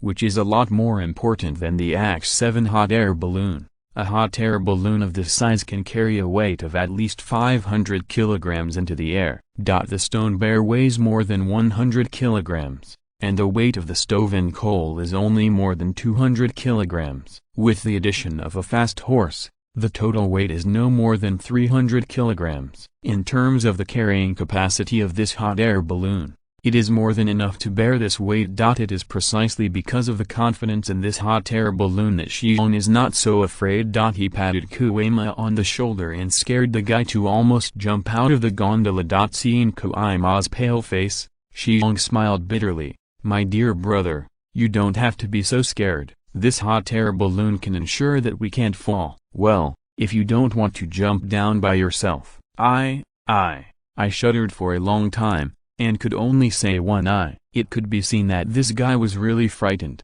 Don't worry, don't be afraid, don't you still have me by your side? Don't be afraid, don't be afraid, Shi Xiong continued softly and comforted. Silly head, I'm not afraid, I'm not afraid, I'm not afraid. Kuei-ma even called out the silly head that hadn't been called for a long time, which shows that the child is scared and stupid now. These words amused Shi Xiong, and his laughter sounded in mid-air. At this time, the basket of the hot air balloon was more than 50 meters above the ground. Hurry up, come, take a few deep breaths, then look up into the distance, don't stare under your feet, you will feel better. Kuei-ma started to adjust slowly according to what Shi Xiong said, and it didn't take long before his situation got better, and his attention was completely attracted by the magnificent scenery in the distance. Don't say it's fast, even Shi Xiong himself is shocked by the scenery in front of him. Stone bears have never made a hot air balloon in the past and present lives, so naturally they have never experienced this wonderful feeling of being in close contact with the sky. Although he made a lot of airplanes in his previous life, how can airplanes be compared with hot air balloons? It's like comparing driving and riding a motorcycle. Although it is dangerous to drive a motorcycle, there are still many people who enjoy it. In fact, to feel the kind of rapid stimulation without any barriers. The same goes for flying in a hot air balloon. Even if you fly higher, there is still cabin protection outside after all. And riding a hot air balloon, even if you only rise to a height of 500 meters, the feeling and excitement of being in close contact with the high altitude in a comprehensive and without any barriers is definitely not comparable to flying by plane. Although Kuei-ma no longer shakes the hand-cranked hair dryer, there is enough hot air in the balloon at this time, So pulling the gondola quickly rises to a height of almost 500 meters. Then at this height www.wuxiaspot.com the entire hot air balloon is pulled by the rope that is fixed on one end to the hanging basket and the other end is fixed on the root of the big tree. At this height, the wind is a lot stronger and cooler, of course. The more beautiful is the magnificent scenery around. I have to say that the ecological environment of the North American continent in this era is really great. Stone bears have never seen such beautiful and dense vegetation in 2 lifetimes combined. In this era, the Americans have not yet moved west, and the vegetation in the Appalachian Mountains has not been destructively felled. Therefore, looking around from an altitude of 500 meters, there are lush forests everywhere. Several crystal-clear rivers shuttle through the dense forests, and from time to time, a small section will be exposed, like gems dotted in the forests. And farther away, there are endless mountains, and you can't see the edge at a glance. At an altitude of 500 meters without any obstructions, the 2 people standing in the hanging basket were shocked by the magnificent scenery in front of them. Chapter 470. Military role. Standing in a 500-meter-high hanging basket, Shi Xiong and Ko-ai-ma were shocked by the panoramic view in front of them. Similarly, on the ground below, almost all the Cherokee people living in Monongahela were shaken out of necessity. This can be proved most thoroughly by the fact that almost half of these thousands of people involuntarily opened their mouths and raised their heads, as if they were looking at God, and the rest of them kneeled on the ground and kowtowed their heads in prayer. This is a serious flying. People are like birds. Oh no, they should be like that vigorous eagle, flying into the clouds as soon as they fly, high in the boundless blue sky above everyone's heads. In the hearts of these Cherokee tribesmen, this kind of thing that can soar in daylight is something that only gods can do. And now, their chief, the son of who had been personally directed by the Supreme Sun God, has also taken his closest buddy to the sky. What is this not a miracle? These clansmen have all seen with their own eyes that this big guy who is now floating in the sky was made by the chief himself. Without the chief, this big guy who can take people to the sky would never have appeared. Therefore, the chieftain is the culprit who made all this. Of course, if there were people who had secretly questioned Shi Xiong's identity as the son of God in the past, then today, as Shi Xiong took a fast horse to fly in a hot air balloon, he had already dispelled the doubts in the hearts of all those who dared to doubt before. All are completely shattered. And Shi Xiong, the title of Son of God, can be regarded as completely settled. He is not a son of God, who is qualified to be able to hold this title. What, you say you can? Then you can fly to the sky to show you guys. If you can also take people to the sky like the chief, don't say you are a son of God, you mean you are the reincarnation of a in the sky, Lao Tzu also believes. But the question is, can you do it? Not only those tribesmen, but the Grim Bear soldiers stationed in Monongahela were also dumbfounded.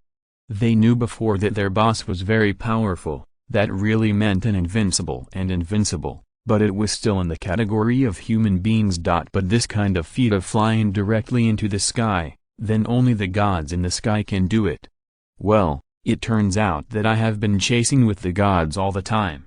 When Lao Tzu grows old, this cow ratio alone can be used for half a lifetime for children and grandchildren. All the high-ranking tribes at home in Monongahela were also dumbfounded, including the tribe's prophet, Kabru High Priest Hong Yun, tribal Great Witch, Dr. Bakarzu, and others were dumbfounded. Lord Chief, is this really a communication between the heavens and the gods? And those alchemists from the European continent were so scared that they painted crosses on their chests, whether it was Amiga in English, O and Do in French, or Spanish or Italian. In the mouths of these 18 arhats, one after another exclamation words kept popping out. Even if they can be said to be the smartest group of people in the world, where have they seen this? This is flying. Soon, everyone on the ground began to exclaim. Gradually, these admirations became one, and they soon became neatly aligned, and the huge waves formed were clearly heard even at an altitude of 500 meters. This sound awakened Shi Xiong and Ko-ai-ma, who were intoxicated in the surrounding scenery at their feet. Shi Xiong poked his head and looked down, and involuntarily touched his nose and laughed bitterly. Although looking down at this height, a person is the same size as a small ant, but the uniform movements and the sound waves rising into the sky can be clearly felt by both the stone bear and the fast horse. Damn, it seems to be a big game now, Shi Xiong thought. Although he decided to pretend to be a comparison in front of the whole family before deciding to launch the hot air balloon, Shi Xiong himself did not predict how much a sensation would be caused by a person's flying into the sky in this era. But, that's good.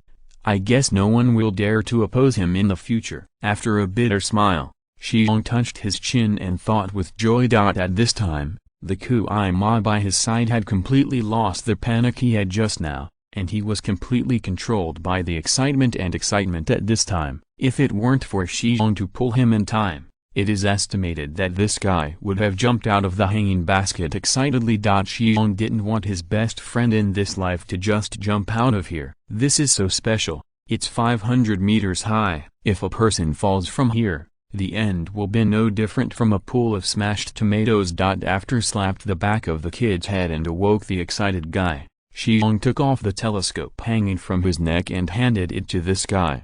Use this to see. What do you think? Kui Ma, who grinned and covered the back of his head, took the telescope and took it with both hands and placed it in front of his eyes. This telescope was seized by the stone bear from the French Major Armand a few years ago. It has been with the stone bear for several years, and it is considered outstanding. Kui Ma looked at it for a while, then put down the telescope and said excitedly, Dragon Bear, what kind of ball is matched with this telescope? It is a perfect match. If we can move this big guy to the battlefield, and let it ascend into the air, then our scouts stand here and watch the enemy with binoculars. The enemy will not have any secrets in front of us. Worthy of being the senior commander of the Grim Bear Army that Stone Bear focuses on training, Kui Ma can see the advantages of the combination of hot air balloons and telescopes in such a short period of time. It is enough to prove that his strategic vision is still very good. Shi Xiong smiled and took the telescope and looked at it again. Then he hung the telescope around his neck again. www.wuxiaspot.com. You're right, when the hot air balloon is lifted into the sky with the telescope, everything around 10 kilometers or more will be under our control. After a pause, Shi Xiong continued, there is one more thing you haven't figured out yet. I tell you that if we untie this rope, then the hot air balloon can not only continue to rise, but also follow the wind to the distance, floating. As long as we can control the firepower of this stove, then this big guy can even move hundreds of kilometers with the wind. Then think about it, if one day when we fight, we are just in the upper hand of the enemy's battle, if we release a hot air balloon, don't tie the rope, let the hot air balloon drift in the wind, and then our soldiers stand on it and throw grenade into the enemy's battlefield. Although Shi Xiong hadn't finished speaking, Kui Ma's eyes lit up immediately. Great Bear, if we can really do this, then our Grim Bear Army will be invincible.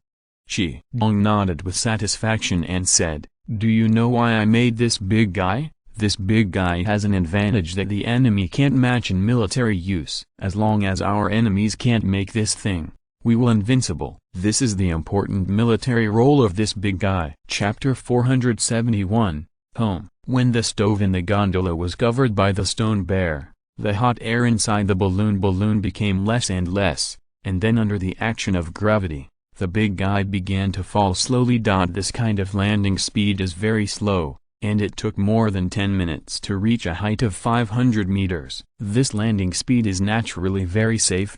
In fact, the hot air balloon itself is a very safe flying tool. Even if the hot air in the balloon is all cooled down, because of the huge balloon, the entire hot air balloon becomes a huge parachute, and the landing speed can even be controlled within 5 meters. In other words, even if the entire hot air balloon descends at the fastest speed, it will not cause fatal harm to people.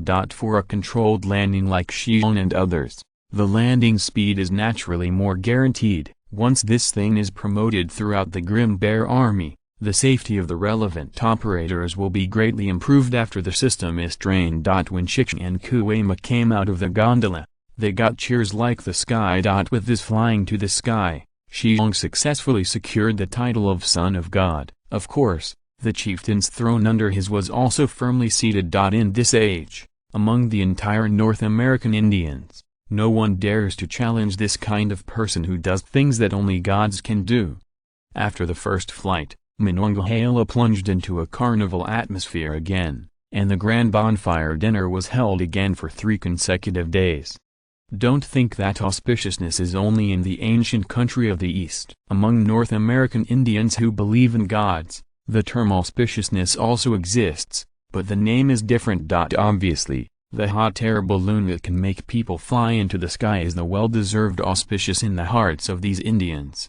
The slightly drunken stone bear returned to his home, where the green skylark was holding the little guy and nursing the baby there. Heckle, who just came out of the full moon, no longer has the wrinkled appearance that he had when he was born. Although the little guy is still small, he is really cute as he grows longer. And thanks to the plenty of milk from the green lark, the weight of the little guy has soared like blowing a balloon. Now the little guy who just came out of the full moon is white and fat like a ginseng fruit, and people can't help but want to bite when they see it. A bite. As the father of this little guy, Shi Xiong couldn't help making all kinds of teasing when facing the only blood of the 2 lifetimes combined. The little guy ate well, and Shi Xiong's big mouth leaned forward and took a bite. As a result, the stubble immediately made the little guy howl. The little guy howled, and Tep, who had been lying in the corner of the room, followed suit.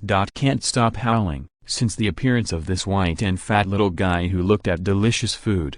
The old man who used to play with himself as soon as he came home is now the first one to tease this little guy when he comes home. My heart is bitter when I am an older brother. Green skylark handed the baby who had just milked to his father. Shi Xiong quickly erected the baby and lightly tapped the little guy's back with his fingers, trying his best to let the little guy burp to prevent the child from vomiting milk. It is also tragic. Others slap the child on the back with a gentle slap, but Shi Xiong's big slap is almost as big as the child. If he slaps him down, the child will definitely not hiccup but will give up all the milk, spit it out. So Shi Xiong can only poke with his fingers. Green skylark walked to Tep's side, stretched out his hand and slapped 2 bear heads fiercely. And then Tep squinted his eyes and lay on the ground enjoying his mother's care. Shi Xiong sighed secretly. Raising 2 babies is not an easy task these years. Tep hummed and closed his eyes for a false sleep. Heckle was also smoothly poked out of a hiccup by his father, and then fell asleep soundly. Green skylark took the child and asked Shi Xiong curiously while shaking, "Great Bear, is it fun to go to heaven?" In any case, Green skylark is an 18-year-old girl, and in later generations, this year-old girl is really just a child. Well, the scenery is very good. Why, do you want to go up and have a look? Shi Xiong asked with a smile.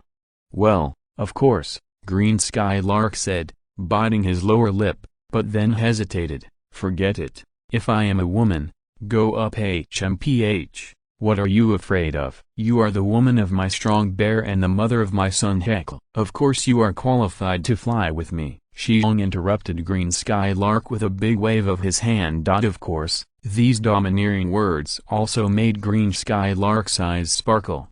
However, this first hot air balloon is always an experimental hot air balloon, and it is not perfect in all aspects. Now this hot air balloon is handed over to David Adian and the others to study, and wait for them to fully understand all aspects. After building a few more safer hot air balloons, I will take you and Heckle to the sky to have a look.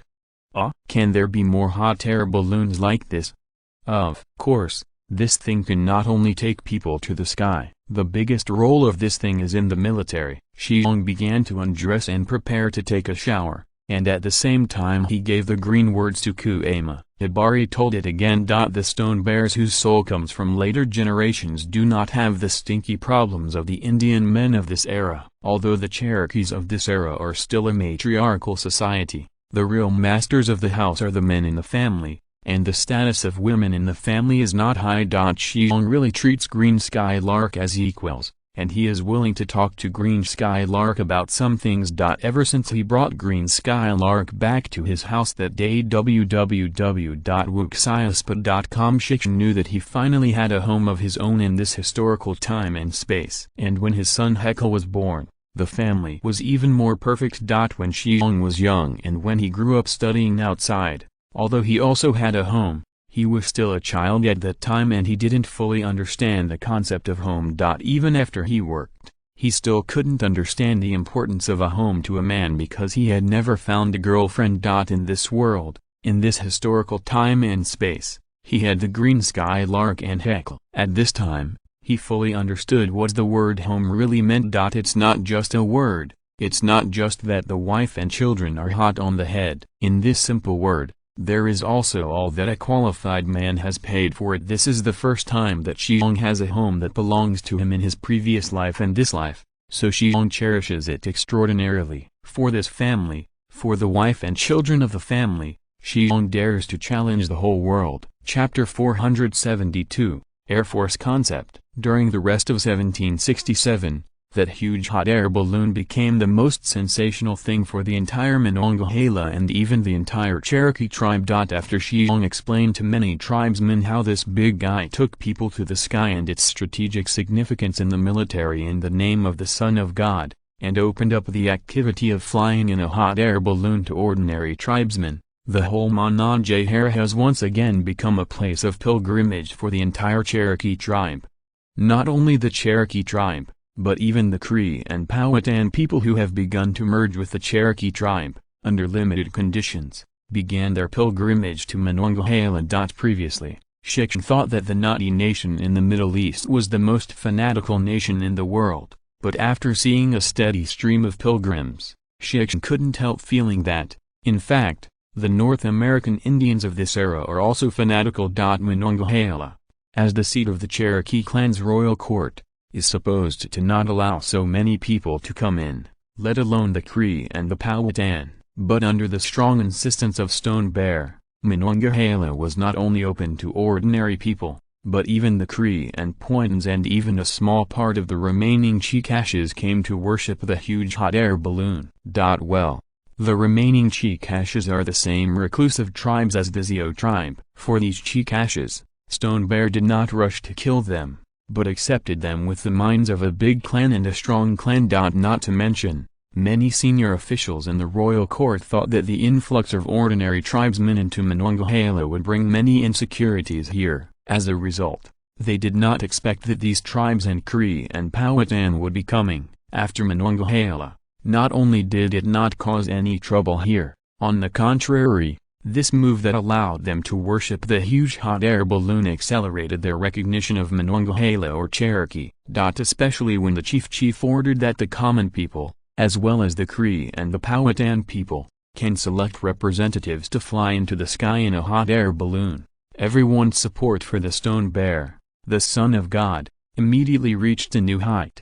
In the eyes of these ordinary tribesmen, Cree and Powhatan people, what is it that a thing that can take people to the sky is not a divine tool? If flying is what they dream of, then here, in Monongahela, with the consent of the Son of God, they have a chance to fly. Although most of the representatives of the tribe who were selected to fly into the sky in a hot air balloon were vomiting a mess after coming down, there is no doubt that this move has won everyone's favor and support. And when this influence spread to remote areas, the tribal integration process that had not progressed so smoothly in these remote areas immediately became extremely smooth. Because the people responsible for the integration of tribes in remote areas told those Crees or Pointans that if they were willing to integrate into the Cherokee, they would have a chance to go to Monongahela and take that the artifact located in Monongahela flies to the sky once. This is undoubtedly a very good and powerful reason. The facts have also proved that this reason is really good and powerful.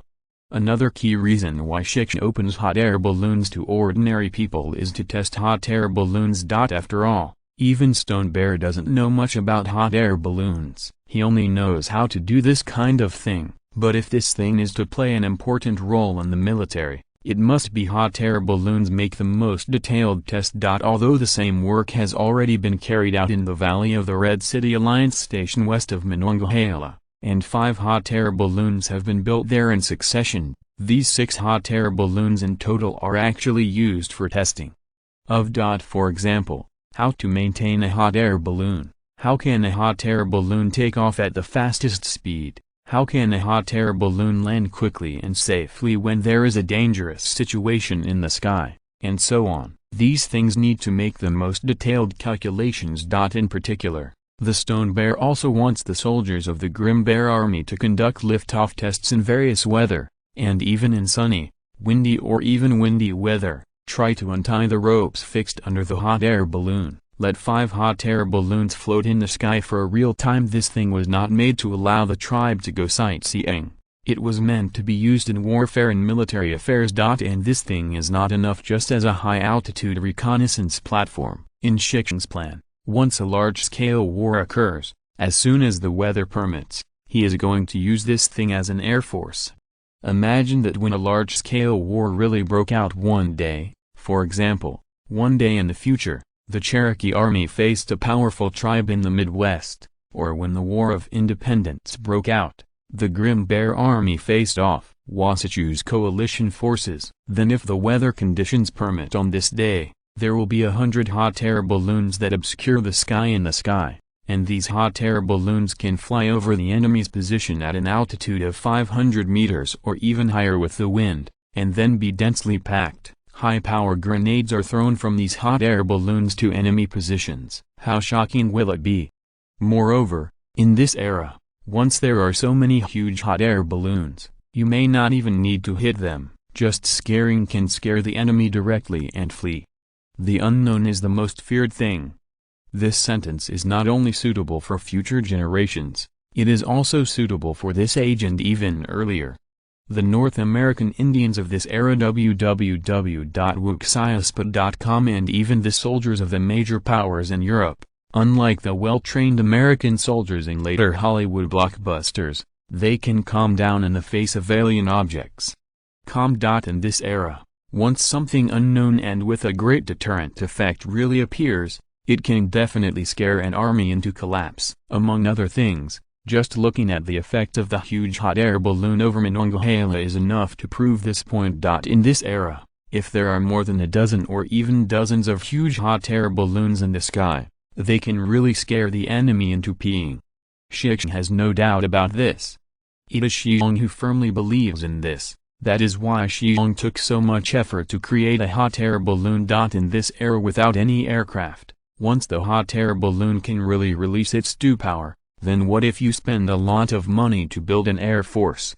In this era, this kind of air force composed of hot air balloons is absolutely invincible. Much more awesome than the 55 mortar. If you're listening to this novel on a channel other than Fanfic World, it means they downloaded and uploaded it without effort. We cordially invite you to visit our channel, Mundo Fanfic Novelist. There you'll find the original version of this story and you can explore many other novels of various genres. We're waiting for you to immerse yourself in a world of incredible novels. Chapter 473, Autumn Harvest and Inspection. While the people were making a pilgrimage, Shi Xiong shifted his focus to the autumn harvest. The cold air from the north to the south drove away the heat and humidity, and the weather began to cool down day by day. Autumn is here, and the entire farmland of Monongahela is full of golden yellow. The same scenery abounds not only in Monongahela, but around other tribes of the Cherokee tribe. Thanks to the vigorous promotion of new-style farming tools and the tremendous assistance of tamed bison in agriculture, the entire Cherokee nationality's summer harvest has achieved a bumper harvest this year. Almost all the granaries of the Cherokee tribes are full. Except for the members of the Gaoshu tribe. Who has ever seen such a scene in the entire tribe? This is unfinished food. The bumper harvest of summer grains has also stimulated the promotion of new farming tools and tamed bison. The planting area of autumn grains at the beginning was more than 1/3 more than that of summer grains. The weather this summer is generally quite good, so the growth of the autumn grain is excellent. Seeing that the harvesting season is approaching, the whole tribe will have another big harvest. For Shi Xiong, the concept of the Air Force and the training of the Grim Bear Army are not as important as the autumn harvest. Food is the foundation of everything. If the Grim Bear Army wants a smooth westward march, the harvest of autumn grain this year will play an irreplaceable role. Only when the tribe's granary is full, Can the Grim Bear army unscrupulously launch a westward march and lay a larger area of land for the tribe? Shi Xiong called the leader of the White City Alliance and gave him an order that he must send enough manpower to the various tribes of the tribe to supervise the autumn harvest. And not only the Cherokee tribe, but also the Cree and Powhatan tribes will also send people to station. The White City Alliance is responsible for peace matters. To put it bluntly, it is responsible for the internal affairs of the entire tribe. According to the classification of later generations, the Red City Alliance, which is mainly responsible for foreign wars, is equivalent to the Ministry of National Defense and the Ministry of Foreign Affairs in the government, and the White City Alliance, which is responsible for internal peace, is equivalent to other government departments. Of course, the chief Shi Xiong is the supreme head of state. The Cherokee tribe was driven out of the Great Lakes area by the Iroquois and Delawares. This made the tribe leaders at that time realize that if a tribe wants to prosper for a long time, it must be united internally and externally. After all, walking has to rely on two legs. Without any one leg, let alone walking, it is a problem to stand firm. It was under this kind of thinking that the Red City Alliance and the White City Alliance were born, and in the following 300 years, they played an important role in the development and growth of the Cherokee tribe. Now that the autumn harvest is just around the corner, it's time for the White City Alliance to play a role again. A large number of people set off from the Gaoshu Alliance station, spreading from north to south. In fact, even if Shi Xiong didn't pay much attention to the autumn harvest, all members of the tribe would spontaneously attach importance to this autumn harvest. And not only the Cherokee, but even the Cree and the Powhatans also attach great importance to this autumn harvest. The big harvest of summer grains gave them a taste of no longer being hungry. How could they not pay attention to harvesting a bigger autumn harvest? Taking advantage of this gap, Shi Xiong also took a small team of guards back to the Gaoshu tribe. This is the first time he has returned to the Gaoshu tribe in the 6 months since becoming the chief. He just went back to take a look. Now the entire Gaoshu tribe is fully on track. Even without the helm of the Stone Bear personally at the helm, the Gaoshu tribe can still develop very quickly. Only after Shi Xiong became the chief of the tribe, the work focus of the Gaoshu tribe began to change from agriculture to industry. Now the people of the Gaoshu tribe are no longer dominated by agriculture, but have fully transformed into industrialization. The Dakingshan industrial base built by Shi Xiong in the previous few years is now beginning to take shape. Just the dense watermills on the riverbank are enough to prove the industrial strength here. Before the large-scale promotion of steam engines, water power was the best source of power available to mankind. Even if by next year, with the complete development of the Western Expedition, the royal court of the tribe will move to the area along the Mai River, but Shi Xiong does not intend to abandon the Dakingshan industrial base. The terrain here is very good. Deep in the mountains between the Blue Ridge and the Cumberland Heights, it has unique conditions in terms of defense. Moreover, the mineral resources near Dakingshan are relatively abundant. At least at this time, they can still support the production of the weapons and equipment of the grizzlies and new farm tools. Now Dakingshan industrial base has formed a series of industries such as coking, steel making, cement, glass, papermaking, cigarettes, farm tool building, and munitions production. Although it is still very backward, although the scale is not very large, the embryonic form of each industry has been formed. Relying on this industrial base, the munitions produced can barely be used by the Grim Bear Army after the expansion. If the Grim Bear Army continues to expand, then the output of the Dakingshan industrial base will not be enough, but at that time, a larger new munitions production base will inevitably be built near the Wangting. By then, the Dakingshan industrial base will be built. It will completely get rid of the task of producing arms and shift its focus to civilian use. However, the cigarettes produced in the Dakingshan industrial base are currently the most sought-after items in North America and even Europe. Before the Fernando family wanted to obtain the cigarette production technology, Shi Xiong did not agree, but only allowed the Fernando family to become a first-level agent. Just kidding, Shi Xiong's mind is not in the water. How can it be possible to sell the most profitable things to others at this time? even in later generations. www.wuxiaspa.com. The profit of the tobacco industry is unmatched by any legal industry. Not to mention that in this era, the New World brand cigarettes produced by the Gaoshu tribe are the only existence of scorpions, and the profits are even more amazing. Just cigarettes can exchange a large number of useful materials from Europe. As for the headquarters of the Gaoshu tribe, it has now completely become the center of winemaking, salt production, oil extraction, and tobacco leaf frying. In Shi Xiong's plan, relying on the Gaoshu tribe and the Liqingshan industrial base, in the next 10 years or even longer, it will become an important manufacturing base and civilian product production base for the tribe. Of course, the stone bear who returned to the Gaoshu tribe after a lapse of 6 months has become the chief of the entire tribe gorgeously, and he has also been welcomed by everyone in the Gaoshu tribe. This tribe was once a tribe where the great Kabulu worshipped, and as a result, a tribe chief went out accidentally. All the tribesmen are proud of you. The stone bear stayed in the Gaoshu tribe for half a month before returning to Monongahela. Chapter 474, Ambition. The face of the stone bear who returned to Monongahela was happy. Walking on the road from Gaoshu tribe to Monongahela, what the stone bear saw was a scene of enthusiastic harvest everywhere. As one of the earliest tribes to cultivate crops, the Cherokee tribe started cultivating crops such as corn, pumpkins, sweet potatoes, and potatoes a long time ago. Even if the origin of corn is from southern Mexico to Chile, the origin of sweet potatoes is in Central America, and the origin of potatoes is in South America, but the continents of South and North America are connected by land bridges, so these crops have been introduced a long time ago. North American continent. Corn is one of the main foods of the Indians on the North American continent, especially those Indians in the Great Lakes region and the East Coast, who have a long history of planting corn. In fact, the Indians on both sides of the Mi River also grow corn and other crops.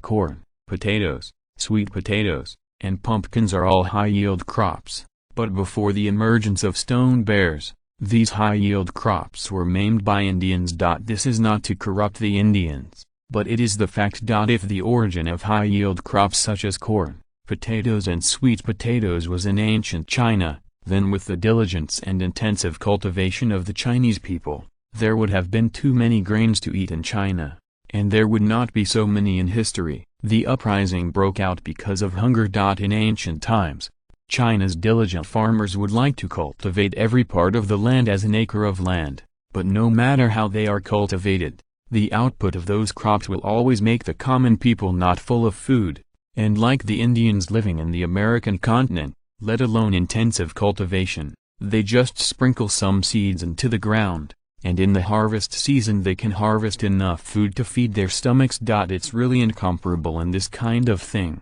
Who can let the Indians be taken care of by God? But from another aspect, the Indians were almost killed by the European colonists. This may be another way of punishing the Indians by God. In contrast, the Huaxia people, who have completed 5,000 years of history, are more like being taken care of by God in another way. Shi Xiong didn't bother to think about these profound questions. As the so-called decides the head.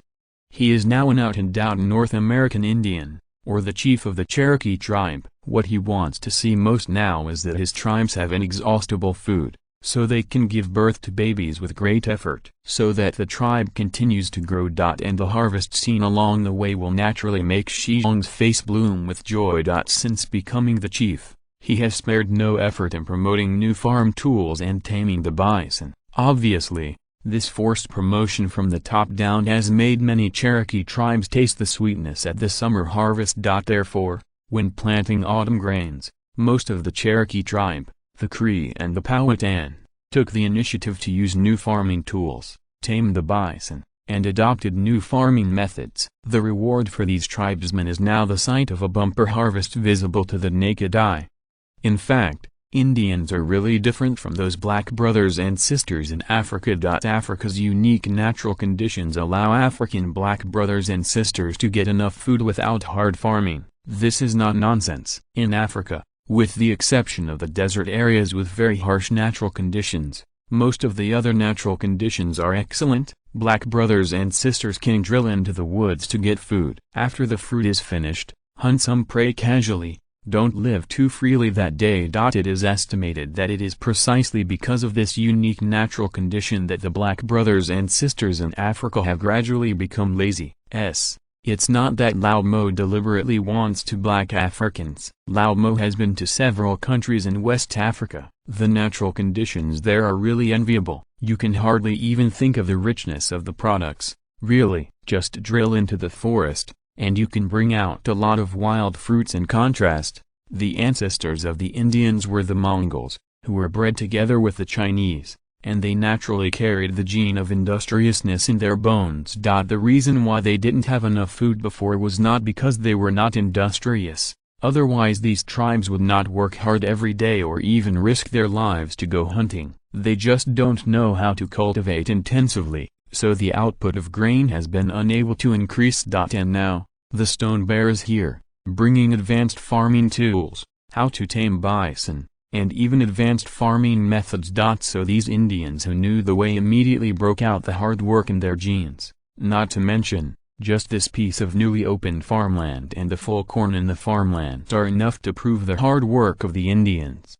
Well, at least the Cherokee, Cree, and Pointon are very hard working, otherwise there would not be such a big harvest in these farms. A bumper harvest can not only bring abundant or even unfinished food to the tribes, but more importantly, it promotes the integration between the tribes. This is the most fundamental purpose of the Stone Bear. To completely conquer a tribe, it is not possible to rely solely on force. Force is only a prerequisite for the complete conquest of a tribe. If you want to completely conquer a tribe, the best way is to thoroughly integrate this tribe into your own tribe. How can a tribe be completely integrated into its own tribe?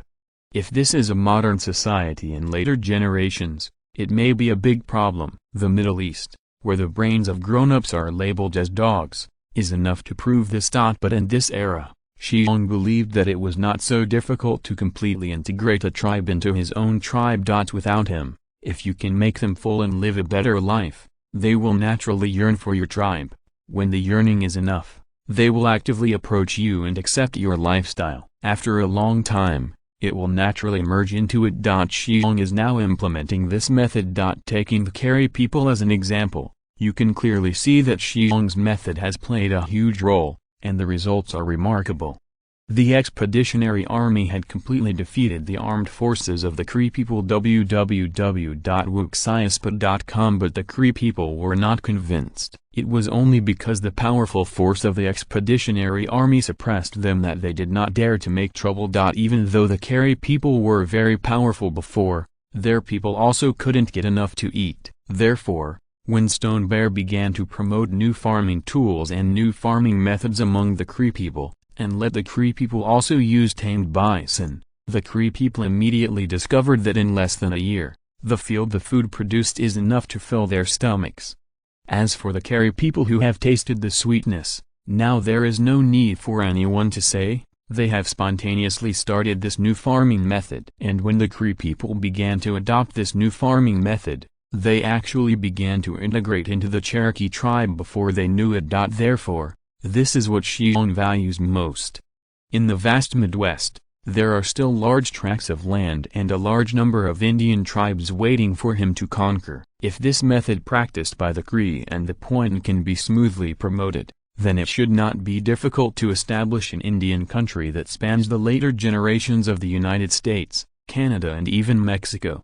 This is Shikuma's ambition.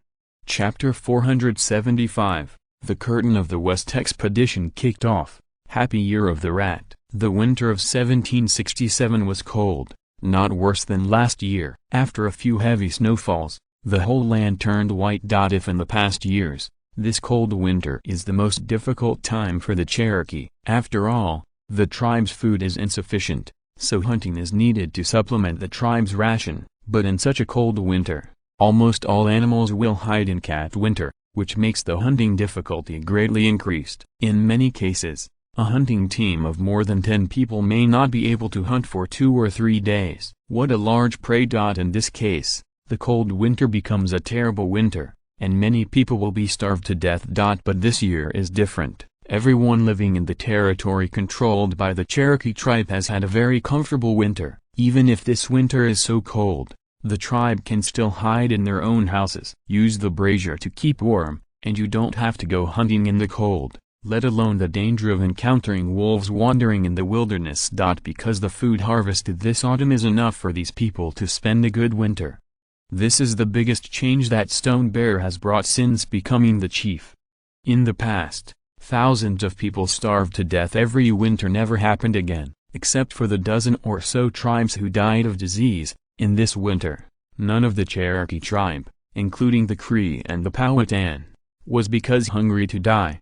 If it is placed in the future generations, this is a great achievement. Of course, this is nothing to Shi Xiong. In the past few years, the Gaoshu tribe had no cases of starving people. Now it is extended to the entire tribe. This is not a rare thing. Not to mention that the Cherokee people now control mostly mountainous areas, but the soil here is actually very fertile. The fertile soil, advanced farming techniques, and a smooth climate make it strange if the grain is not harvested. As a result, the entire Cherokee tribe had a happy winter. However, the people of the tribe can spend the winter with their wives and children at home every day, but the soldiers of the Grim Bear Army cannot, especially the recruits who have just joined the Grim Bear Army after the expansion this year. Even though these huge numbers of recruits have been trained from summer to winter, in this cold winter, they still have to train under the leadership of veterans every day. There is a saying in the Grim Bear Army: now sweat more in peacetime, and bleed less in wartime. All of the Grim Bear soldiers who know this sentence agree. After all, this sentence was spoken by the great chieftain, the Son of God. And didn't you see that the chief would train with him every morning? Even the chieftain followed the training unimpeded. Who would dare to be lazy? As long as you dare to be lazy, there is no need for veterans to say, those new recruits can spray you with embarrassment. Everyone knows that as long as they have outstanding performance and training, they will be remembered by those veterans who are officers, and will be able to follow the large forces westward after the beginning of the spring next year. Instead of being left at Monongahela or the banks of the river, stay in the two fortresses on the side. It is a soldier's duty to fight for the tribe. If he stays at home, what kind of soldier is he called? Therefore, in this cold winter, the training of recruits for the Grim Bear Army is progressing very well. Then, unknowingly, 1768 has been here, and the spring of this year has also come quietly. Although the central prairie of Worm Moon, March, is still not called a long grass warbler, the spring breeze has begun to render this large prairie with millions of square kilometers full of greenery.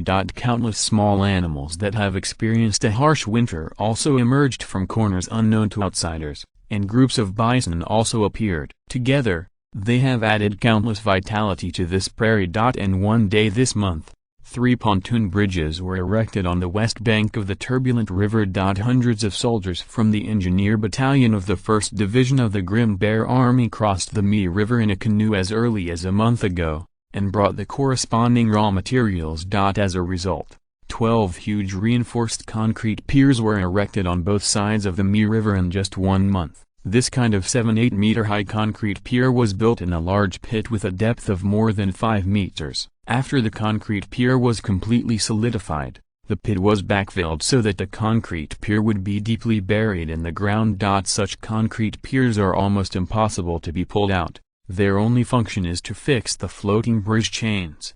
Once the chains of the pontoon bridge are stretched straight, a pontoon bridge will soon be erected. When the pontoon was erected, the soldiers of the 1st Division of the Burst Bear Brigade crossed the Mississippi River running north and south under the command of Bighorn Sheep, Commander-in-Chief of the Western Expedition and the commander of the 1st Division, Kuma. The curtain of the Western Expedition is completely opened. According to the combat plan formulated by the Stone Bear and the Grim Bear Army's staff, the Western Expedition will dispatch 4 divisions of the Burst Bear Brigade, that is, the 1st, 2nd, 3rd, and 4th Divisions of the Grim Bear Army, totaling 4,000 people. Among them, the 1st Division is the most well-equipped division, the highest combat effectiveness, and the most powerful division in the entire Grim Bear Army.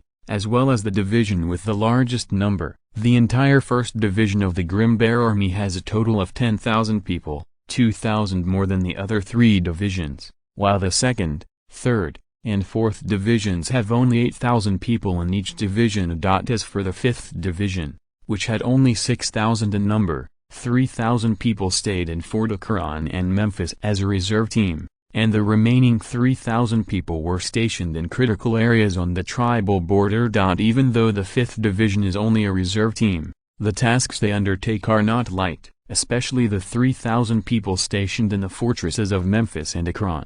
They not only have to guard these 2 fortresses, but also guard the way of retreat for the grizzlies on the western expedition, and at the same time, they must always be alert to the French. That's right. Since the Burst Bear Brigade took down 2 fortresses last year at www.wuxiaspot.com and was also pitted by 7 or 8 inland armed transport ships, the French have become dishonest. They want revenge, and they want to take down these 2 military fortresses. The most important thing is that they want to regain control of the Mi River and its tributaries. But how can Shi Xiong do as they wish? Therefore, starting in May last year, whether it is Fort Memphis or Fort Akron, there will be a fight with the French almost every month. However, relying on the strong fortress walls and 55 mortars with an effective range of up to 2,500 meters, the Burst Bear Brigade slapped the French into a mess. Up to now, the 2 fortresses have been captured by the Grim Bear Army. The French remained silent last winter, but this does not mean that the French will not do anything after the beginning of the spring. So these 3,000 soldiers of the 5th Division actually have a very heavy task on them. The year of the rat is coming. On the morning of the New Year's Day, Lao Mo wished you all, the brothers and sisters who I have always supported Lao Mo. I wish you all the best in the year of the rat, good health, family harmony, and success in your career. End of this chapter. Thank you very much for reaching the end. Don't forget to like. Looking for more exclusive content and immediate access? Subscribe to our Patreon. Remember, every like, subscription, or donation encourages us to continue. Thanks to everyone. See you in the next video.